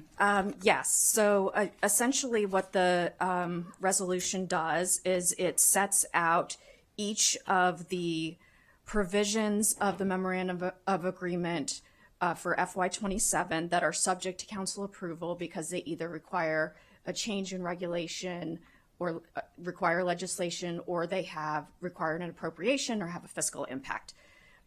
So for FY27, those items include an increase, a 2.5% increase in association funding, an increase in the nominal fee that's received by the volunteer firefighters.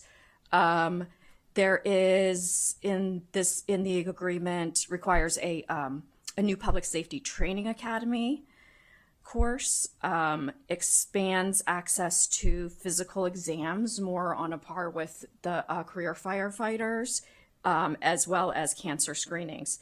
In addition, the county executive agreed under this MOA to submit to the council the legislation that you introduced this morning, Bill 2026.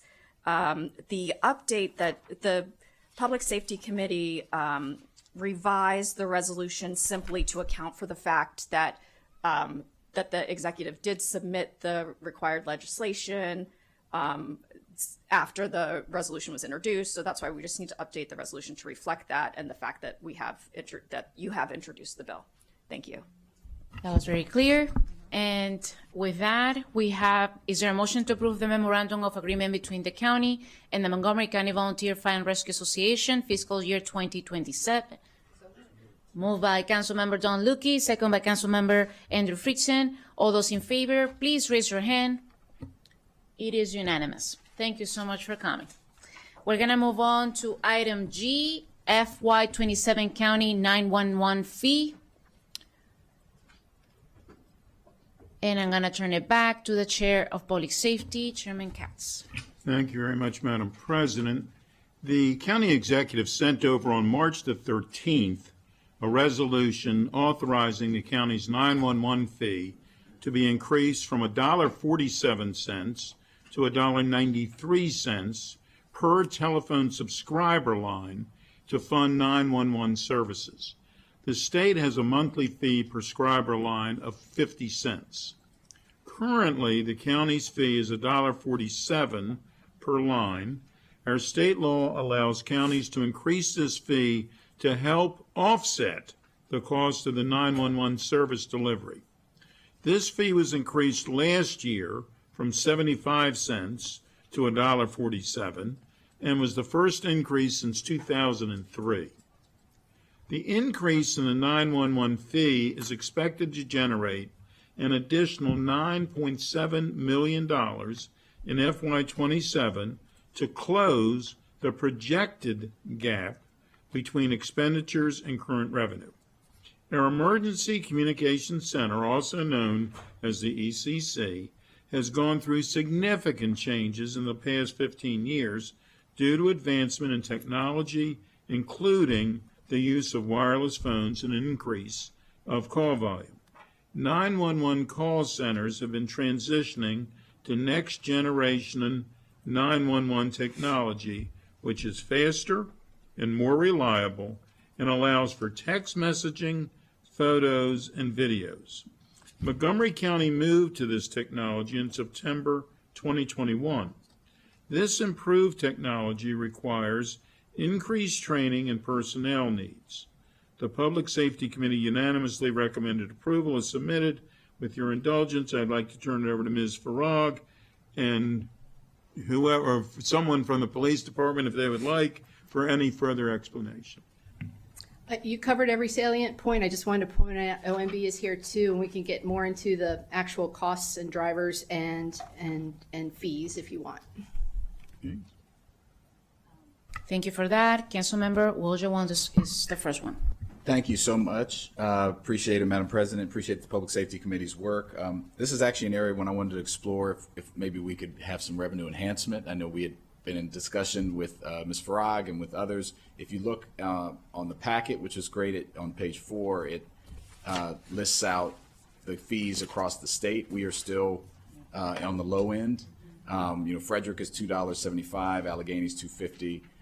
This would be $1.97. I wanted to see the operational impact. If, say, we went up 8 cents to $2.01, for example, and what would that bring in, and how would that be used, and help offset costs in the ECC? Right. I worked with OMB, Mr. Ahmed, yesterday to look at this in a little bit more depth. For each penny that you increase the 911 fee, you'd get approximately $197,000 additional in revenue.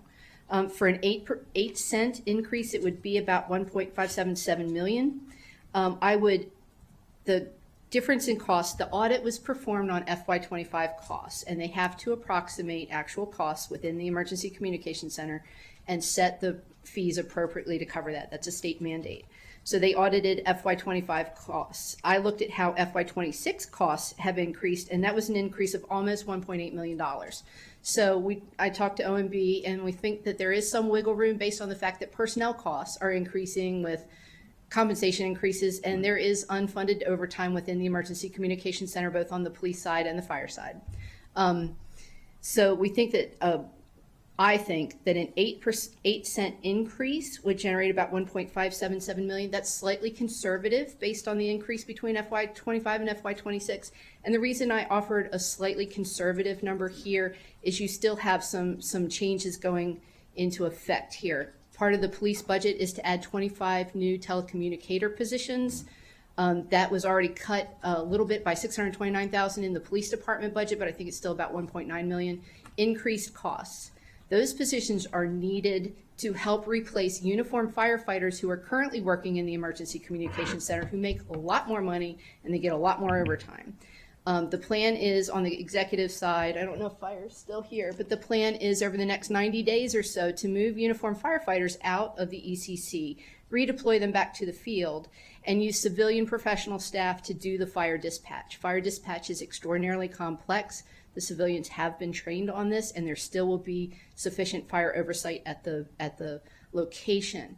But shifting them out depends on approving the 25 ECC positions. So you will see savings, which I can't quantify at this point, of moving fire out, but you have that slight $1.9 million increase on the police side, adding more civilian positions. So I wanted to keep it conservative. So Well, this could help offset that and not still put us Right. higher than jurisdiction. So I'd like to move that we increase it to $2.01 per the recommendation. If And- OMB has any comments they'd like to make. Yeah, Hamza Ahmed, Office of Management and Budget. I would just clarify that if the intent of the council is to take instead of the $2.6 million for the ECC positions and go to the $2 million, it reduces the initial fee that was proposed from $1.93 to $1.91. And then if we are adding additional expenses on top of that, based on what Ms. Faraga said, it would bring it up to $2.01 for the county fee, but the state fee is always $50, so the total 50 cents. fee would be $2.51. So if you look at that chart on page 4, the fee on the right side of that chart, that is the fee, that is the county fee and the state Got fee it. of 50 That's cents combined. included. So you're helping me correct my motion here then. So then what would that mean for what I'm trying to accomplish? with So based on your recommendation of a county fee of $2.01, the total fee would be $2.51. And 51 cents. Yes. Got it, because you're adding the 50. Yeah, you're just clarifying. Still 25 cents below Frederick. But we don't need that. I'm clarifying the total fee, the total 911 fee, state and county combined, would be $2.51. Right. But right now it'd be 240 something. Like with the executive proposed 193 for the county side plus 50, right? Yes. So the this would total be fee 8 would, cents more than that. Yes, that's correct. I think for resolution purposes, and I'll double check with Ms. Rock, I think for resolution purposes, I think we only state the county portion of the fee, and the state just adds that 50 cents. Okay, so then the motion would be to raise it to 155. The motion would be to increase the county. Yeah, the county proportion to $1.55. No, it would be $2.01. Okay. It's going. I'm down sorry. from- Yes, because it's 193. Yes, I'm using the old number. Yeah. Yes, I'm sorry. Yes, that's correct. The county. So thank you. So the motion would be to increase the county portion to $2.01. Yes, that's correct. Got it. Thank you. And I thought that's what I said, but. We have a motion on the table. Is there a second? Second by Council Vice President Balcom. I'm going to open up for discussions. You want to start? Go ahead. Somebody else is in the Is the chair of the Public Safety Committee, Katz. Just to clarify, this fee does it only go towards the 911 expenses? It doesn't go to the general fund, It is that goes to the correct? general fund. It goes to the general fund, but it has to approximate actual costs within the Emergency Communication Center, which is primarily made up of both fire staffing and police staffing, civilian staffing, but there's also a much smaller DGS portion of supporting the facility. So this fee does go to general fund, and it could be used for things beyond the 911 expense, yes? So I would clarify that state law indicates that revenues generated from the fee can only be used for 911 related purposes. Yeah. And so the revenues go directly to the general fund. However, there's, and I would leave it to finance to elaborate, but those specific revenues can only be used for county 911 program expenditures. That's what I thought. Thank you. Thank you. So that was the question about where the money went to the general fund. However, there is general fund money currently going into the 911 system, and so even though this particular pot of money can only be used for 911, the funds that in the general fund that are currently going to 911 can be used for other things. So it frees up money in the general fund. Wanted to confirm that.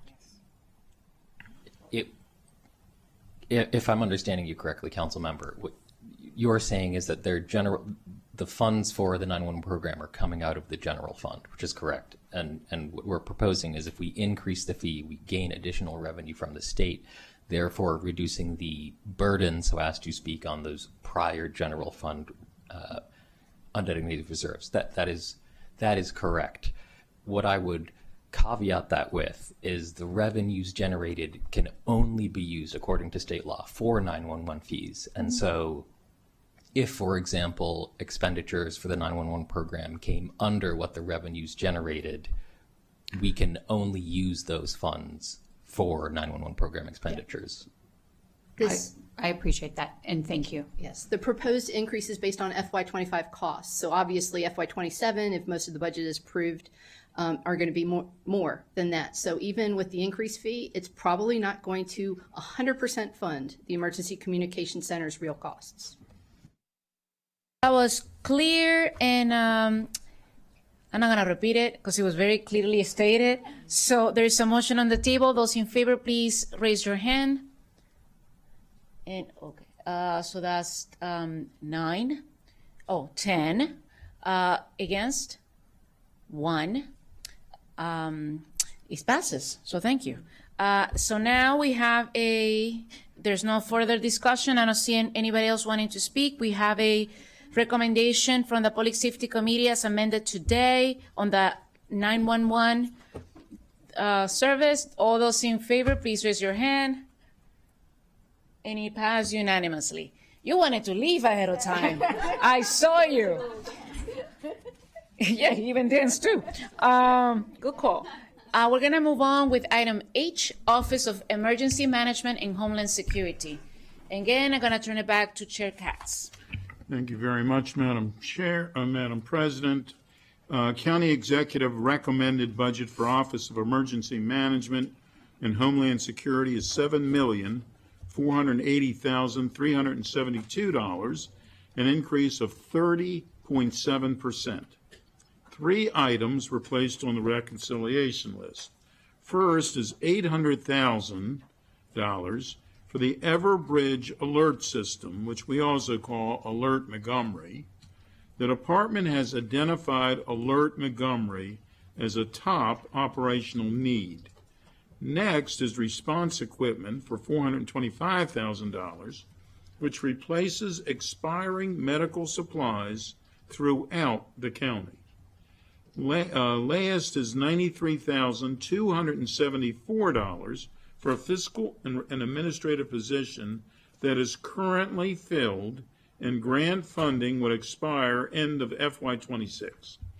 All 3 items were previously federally funded by the Urban Area Security Initiative grant that are now required to be transferred to the general fund.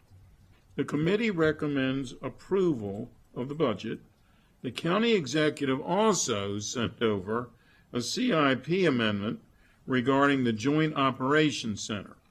$2.439 million was approved by the council earlier this year as an FY26 supplemental appropriation to set up a command and control center in collaboration with the police and fire and rescue to enhance response time on time-critical incidents. The county executive proposed to reduce the scope of this project to $848,000 and implement a phased approach versus the original 90 days implementation.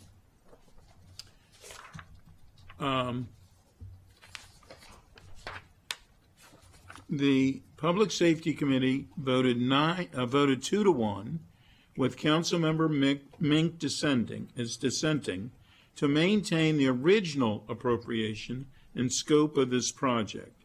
I'd like to turn it over to Ms. Cummings and Director Hodgkin for any additional information. I think what has happened here, just to be thoroughly confusing, is that we had a 2026 supplemental budget that was sent over by the county executive, and everything was supposed to be taken care of in this year's budget in 90 days, which I think the 90 days was this week or is today. So that didn't happen. So then they've come back and said, well, we were just sort of kidding, so what we're going to do is put this in this year's budget. Anyhow, I'd like to turn over to Ms. Cummings and Director Hodgson, and I also know that Councilmember Lukey has a thought or two about this as well. Can you please go ahead? Thank you, Council President. I guess before we get to the CIP, I just wanted to note with the operating budget, the changes that we see reflected in the department's budget this year are very similar to changes we've seen in the past several years, really reflecting that pullback on federal funding. So this is really just funding to maintain the services that our county is doing. Now to get to the fun part. So for the CIP, I did just want to note an update since the committee conversation. It was noted in the discussion that there were some concerns from the department that the $848,000 that was noted in the executive's CIP adjustments document was maybe not quite enough to make the space functional. There were a number of items that the department can speak to a little more accurately too, but including radio, hardware. I think one of the most critical aspects being hardwiring the internet cable so that all of the services that are running through the Joint Operations Centers, such as Arctic, Drone as First Responder, are not dependent on Wi-Fi as they are currently. So on the cover letter, we did break down what those additional costs to kind of bring the center to functionality would be. And it would bring the CIP total to $1.1 million. And I will rest there. Thank you. Thank you for that. I'm going to turn it to Councilmember Dawn Lukey. Thank you, Madam President. And I just, for the benefit of the whole, and thank you, Chair Katz, for your overview. But as everyone here is sitting here trying to go, oh, hey, we're trying to find savings in the FY27 budget, I need to really remind everybody, this has nothing to do with the FY27 budget related to the Joint Operations Center. It is solely, hey, we need this supplemental funding, which is supposed to be because something is urgent and necessary and needed. And then when we had the supplemental come over from the county executive's office, it listed an amount that is still not accurate for the work that was supposed to have been completed by yesterday. And it is underway. It's just not done. It needs to be done. And also, it doesn't get us anything in terms of the FY27 budget that we are working on. And so the reason why I voted the way I did in committee was to leave it alone so that the executive branch could sort out getting the remainder of the work done in FY26 that we already appropriated the money for, and do so. And then, any money that is left over, if it does not cost as much as what was originally thought in February, then that would revert back, right? It doesn't go away.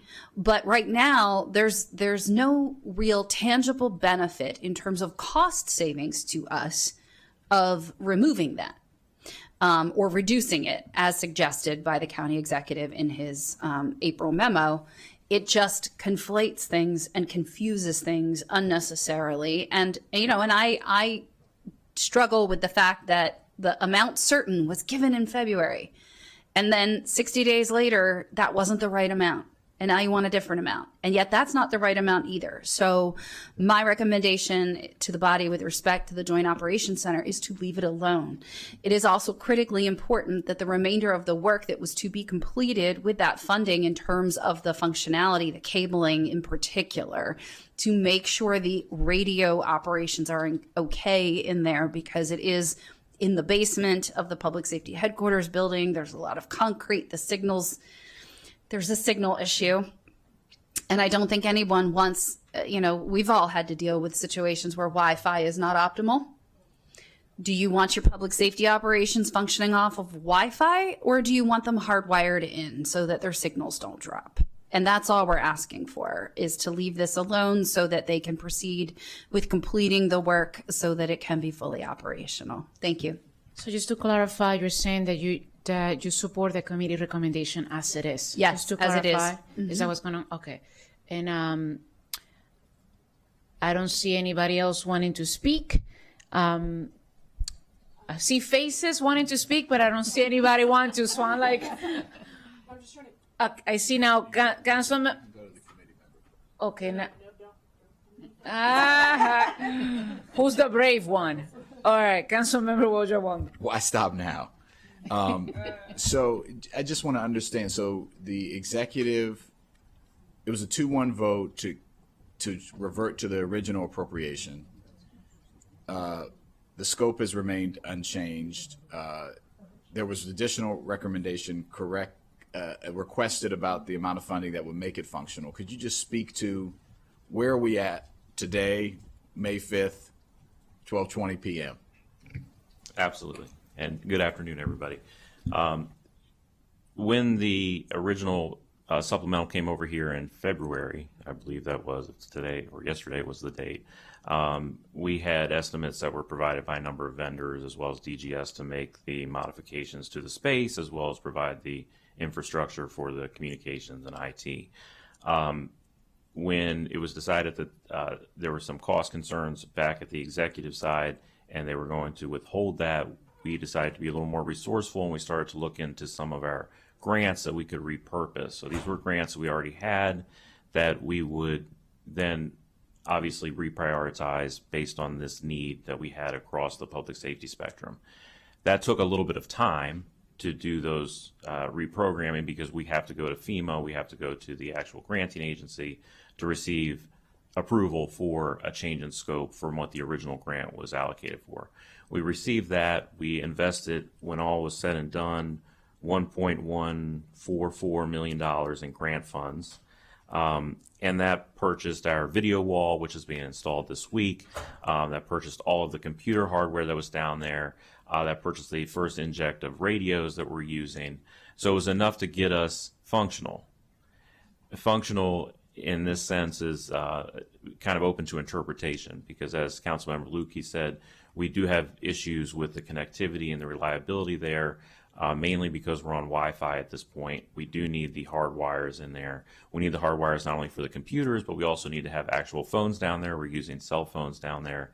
And we need the hard wires that will connect us to our radios. So right now we're using portable handheld radios. There's two problems with the handheld radios. One is they're not meant to be used indoors primarily, especially in a basement area. So they have a limited transmission power. The way we deal with that in buildings, and this is the same way we do in schools and large office buildings, is we have what's called a BDA, which is a bidirectional amplifier. The bidirectional amplifier is meant to receive and transmit at a higher power. It will do that on both incoming and outgoing. However, that's meant for basically one radio channel because it thinks you're working one incident in that particular building. We're obviously operating on a wide swath of talk groups, our channels, because we're operating the entire public safety spectrum from that spot. So we're overloading the bidirectional amplifier, and that results in us losing transmissions and also losing calls that we're receiving in. That's the receiving in is particularly concerning because we don't even know we're missing them. You have no indication that you're not receiving a call in. We have lost some connectivity through Wi-Fi. And then we've obviously have concerns about the video feeds and the drones that go through there. So our answer to this is that we need the cabling that will get us the radio infrastructure, put antennas on the roof, and then provide us the hardwire infrastructure that connects us to the network so we're not relying on Wi-Fi. And that's what this extra funding would be for? So that's what gets us down to... What number is that? That's the one... Sounds like you're semi-functional now. Yeah, so that gets us to the 1.118, I believe, is in your... The 1.1. That's in the packet. Am I correct? That was the number that was in there? Former emergency manager, Dr. Stoddard. Earl Stoddard, Assistant Chief Administrative Officer. So the total appropriation was $2.4 million. 1.2 of that was cash. 1.2 of that was GEO bond. We think that the GEO bond would be sufficient to cover, which frees up 1.2 million in cash. And as Dr. Hodgson alluded to, we've already invested using grants of 1.2 one and change that would have covered much of the resources that we would use the 1.2 for. And so, I think it was one of those things where because and I want to be clear, the county executive, when we originally set this over, we hadn't evaluated the operating budget implications of the JOC at that point, which are going to be over time more significant. And I think he was unprepared to move forward with some of the staffing requirements of the JOC fully, and so he felt like we could slow down the operationalization. I do wholly agree with Councilmember Lutke that we cannot slow down the necessary core infrastructure that we have to put in place in the room to make it functional, even for the police department, which is the principal user at this point. Right.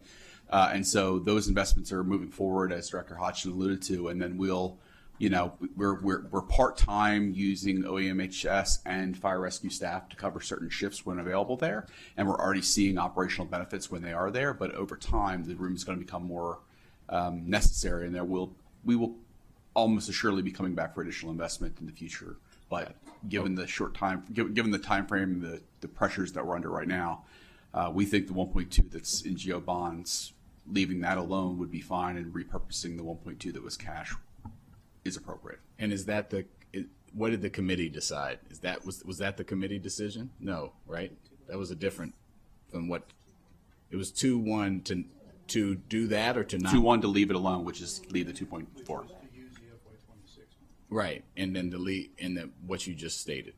Okay, I just want to make sure I'm understanding what the committee. The committee diverged from what I just argued. That's what I thought. It's different. Okay, so to align the committee with your recommendation. What I think the county, not my recommendation, the county executive's recommendation is to reduce from the 2.4 to 1.2 of GO bonds and remove the cash from the supplemental appropriation. And the cash is from this year's budget? It's from the FY26 budget, correct? Yeah, so, okay, because there was I had heard that there was no savings to be had, but I think there are savings to be had, it sounds like, in this year's budget, Releasing, Derek Harrigan, Office of Management and Budget, Councilmember Jawando. So releasing GO bond and recordation tax in the current year makes more money for FY27, for building the FY27 budget. Right. So there are savings. Okay. I'll hold for now. I want to hear from. Is that, I'm confused right now. Sorry. Is the committee recommendation, which was 2-1, what it's not? So it's not the status quo. So it's not so what is is the recommendation now by any member of the Public Safety Committee based on what we just heard? That's what I need to find out. So let me turn it to Council Member Kristen Mink. Okay, thank you. Oh my goodness, this has been a tricky situation. Okay, so to be clear, there are some savings to be found in the FY27 budget. Is that correct? Or savings is maybe not the right word. That's not so. Again, releasing the GO bond. Mm-hmm. So the original appropriation, 2.4 million. If the Office of Emergency Management is saying 1.2 is sufficient to make the PSJOC operational, the additional 1.2 million that was originally programmed is then released and is available for the FY27 budget. Can I offer a clarification? Please. Okay. Veronica Hawa from the Office of Management and Budget. So the last proposal, the supplemental, was for $2.4 million, 1.2 in general obligation bonds and 1.2 in recordation tax premium, which is a cash equivalent. The proposal that is now on the table is to leave the 1.2 general obligation bonds in the project so it can be used towards the hard wiring and all of the other things that are needed in support of the grant funding that has been already invested, and release or do not use the 1.2 in recordation tax premium so it can be, if it is not used, then it is available in FY27 to support the operating budget because it is a cash equivalent. I'd like to move that. That clarifies, and we have a motion by Councilmember Wojowondo. Okay, I'll second. Second by Councilmember Kristen Mink. Councilmember Kate Stewart is on the queue. Go ahead. Thanks. So I want to make sure, no, please don't. All right, so the recommendation is to keep the GO bonds, but the 1.2 in the recordation, the cash that we would be putting back is one-time money, yes? Yeah, it is one time. It is 1.2 that we have available in recordation tax. Right, but that so I want to be really careful when we talk about putting money back into the operating budget. And I'm not sure I'm going to support this because if are we keeping that money, could we keep that money in the CIP? Why don't we, if I could do a friendly amendment and say, we can keep the 1.2 since it's already in the GO bonds, but the other 1.2 in cash, not in the operating because it's one-time money, to put it in the CIP. Yes, like it is. I'm sorry if I am. It is. All right. No, please. No, it just, as long as that's, I accept that amendment. I think that's fine.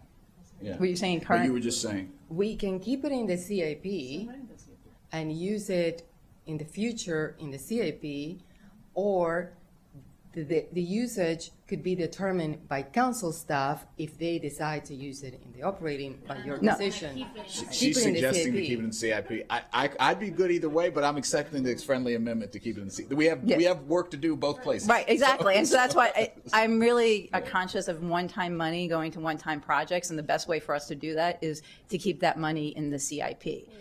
Yeah. Thank you. And it's already there. Okay. That was clear. We have but I have the chair. I just have one question that might not be clear. When will this work actually be done? So I'll go back to our original statement, which is when the money is made available to us. The money was made available to you.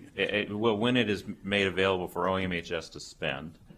Okay. So when it is transferred into our account, and OMB can talk about the process that requires. I would say well within 90 days. We are well positioned. We're back to 90 days. Yes, and really the vendors are ready to work. There's just some parts that need to be ordered. But I would expect this to be significantly less than 90 days. I'm just giving us a little bit of breathing room there. Right. So if this passes, then we would have you all functional, actually doing this within the 90 days, or Absolutely. in 90 days. Absolutely. Okay. Thank you. Thank you. But those are 90 additional days. Yeah, 90 additional. Yeah. Because we already had 90 days. Yeah, they already happened. we can't go in reverse. Okay, we have a motion on the table. It's all clear. All those in favor, place your hand. And it passed unanimously. Thank you so much. With that, we have a committee recommendation that was just amended. All those in favor, please raise your hand. It passed unanimously. Thank you so much for coming today. We're going to move on. We have only 2 more things, guys. We can make it. Department of Correction and Rehabilitation, please come forward. Turning it back to Chairman Katz. Thank you very much, Madam President. The county executive recommended increase of $4,016,019, or 4.21% increase. This budget includes reductions, including abolishing 7 positions in pretrial services and pre-release and reentry services, as well as elimination of some one-time items. 3 items are placed on the reconciliation list: a dedicated K-9 unit for contraband detection and facility security at $182,609, funding adjustment for full-time instructors or their education programs of $47,422, and a replacement of obsolete TASER units, $18,000. This funding would support purchase of 4 new TASERs. Due to the age of the TASERs, they no longer are serviceable by the manufacturer. The Public Safety Committee recommended approval of the budget as submitted. I'd now like to turn to Ms. Farag and Director Stevenson for any additional information. I have nothing to add from the budget side, so I'll turn it over to Director Stevenson. Sure. Good afternoon. Good to see everyone. I just want to thank Council President Fanny Gonzalez. Thank you, Vice President Balcom, and County Council members today. This is my team here today. I just want to quickly introduce them. Stephen Murphy is Chief of Medical and Behavioral Health, followed by Janet Quirk, who is the Section Chief of our IT side. Chief Willie Morales is in charge of our Management Division Services. To my right is Ivan Downing, who is the Division Chief of Community Corrections. And I want to thank you. This is my team today here. I hope to answer any questions on how we operationalize our budget and any questions that you have. I did want to highlight a couple notes of corrections and what we, some things that are highlighted this year that are very important to what we're trying to accomplish, and that is staffing vacancies. In public safety environments, we all know that trying to fill positions is very, very difficult. Currently, right now, and I can say over years of looking at culture, looking at change, looking at leadership and training, we're at a 4.7% vacancy rate, and that is a true vacancy rate for our correctional officers. We have immersed our culture and staff in developing our first ever state training academy inside our detention services up at Clarksburg, which does state training that applies to the culture of Montgomery County, in addition to doing longer crisis intervention training for those that we care for in our custody. Additionally, we do evidence-based programming in making sure that we have residents, defendants, incarcerated individuals that are released from our custody in better shape than what they come in. And so we highlight our technology we've used in tablets that can provide educational, legal, substance abuse, mental health services inside our pods so they can access health care more efficiently. And one of the last things I just wanted to note is efficiency. I am a fiscal steward of Montgomery County. I am very cautious of how we look at the efficiencies with each sides of our divisions, and I've done a lot of alignment with my team to make sure we are tasking our work to where it makes sense and it's right and it fits. And so we have realigned our pretrial services. We're looking future to pre-release services and looking at efficiencies where we can do more with less impact and less requirement of asking for things. And so with that, I just wanted to say, I just want to thank for the continued support of our department and what we do in our operations. So thank you very much. Thank you so much for all your work and for bringing your entire team here. I don't see anybody having any questions. You do? Okay. Councilmember Stewart. I was reading your obit again, because I do want to remark, I wanted to remind myself, just thank you to all of you for the dedication and work. And reading the Office of Racial Equity and Social Justice remarks how difficult it can be for the staff because of the work time that you all are not sitting at computers to do online testing, but having a core team moving that forward, just wanted to commend you on that. And I think you all were here before when I spoke to the police department. One of the things I'm really trying to think of, what do we need this year? How do we fit this all together? I guess one question I had was on the K-9 unit. I understand from the discussion that that is less expensive than doing other things, but just sort of fitting it into your overall work and this budget this year. Contraband and drugs inside correctionals, whether it's local, state, or federal jurisdictions, is a growing problem we all talk about. We all talk about it locally and nationally at our conferences.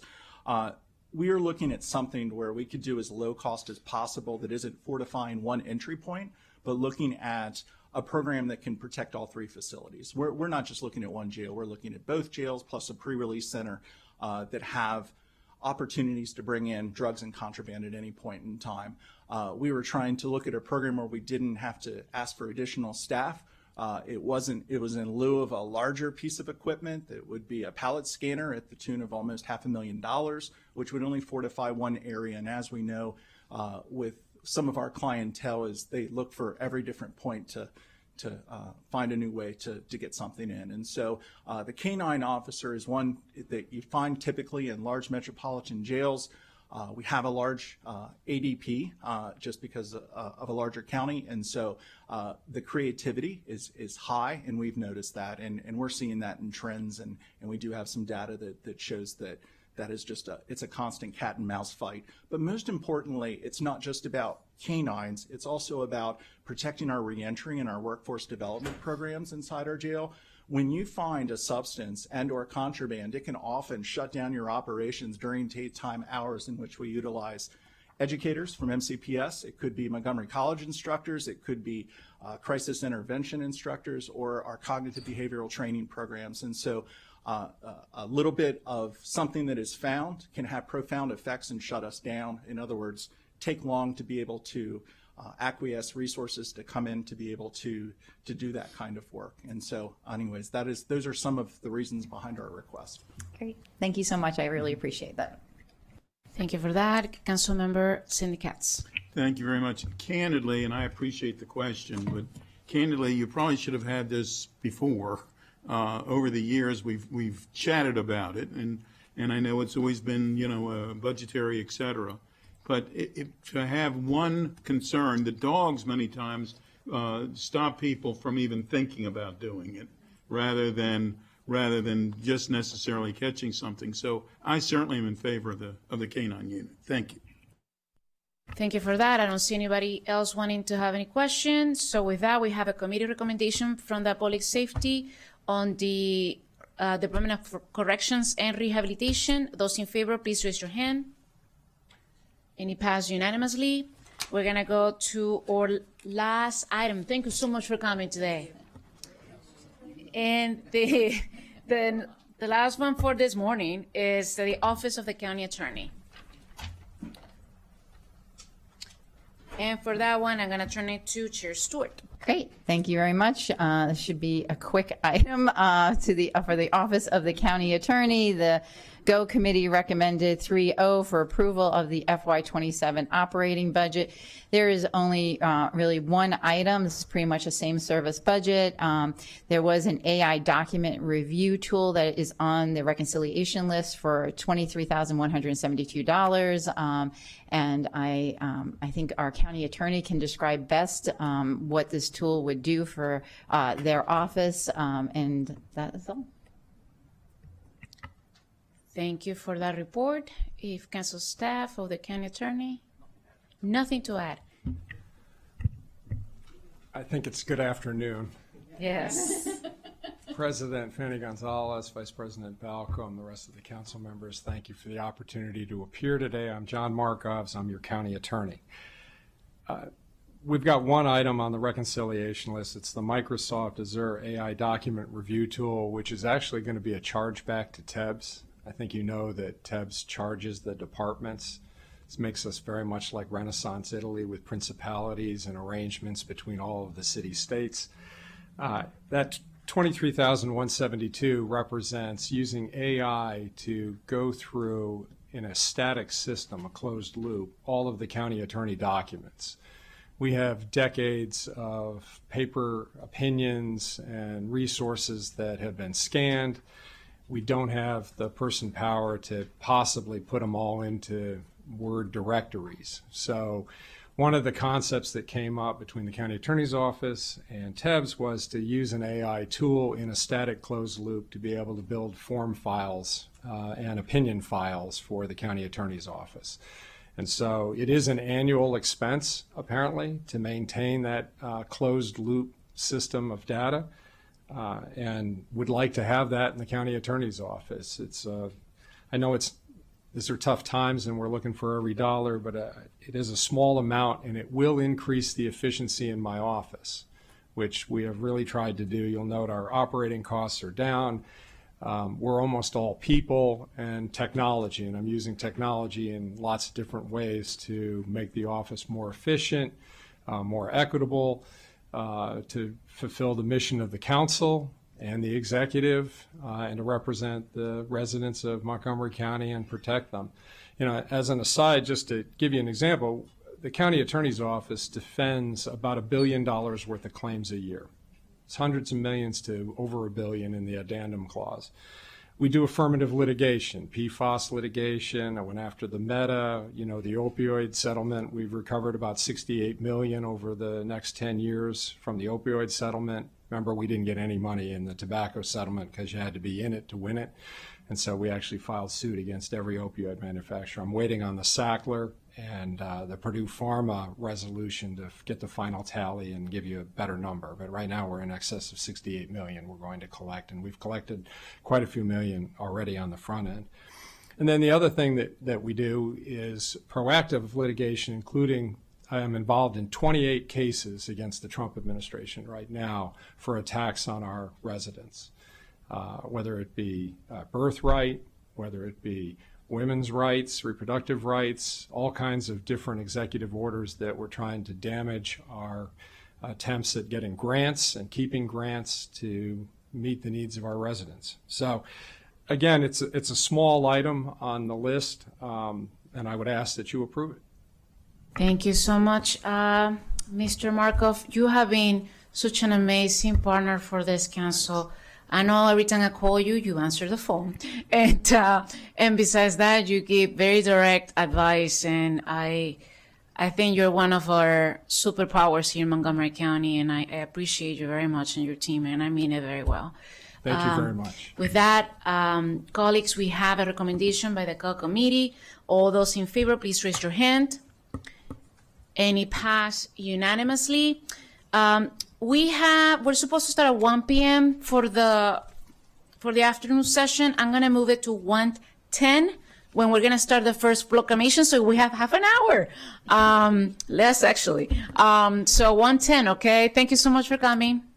And we are gonna take a recess, right?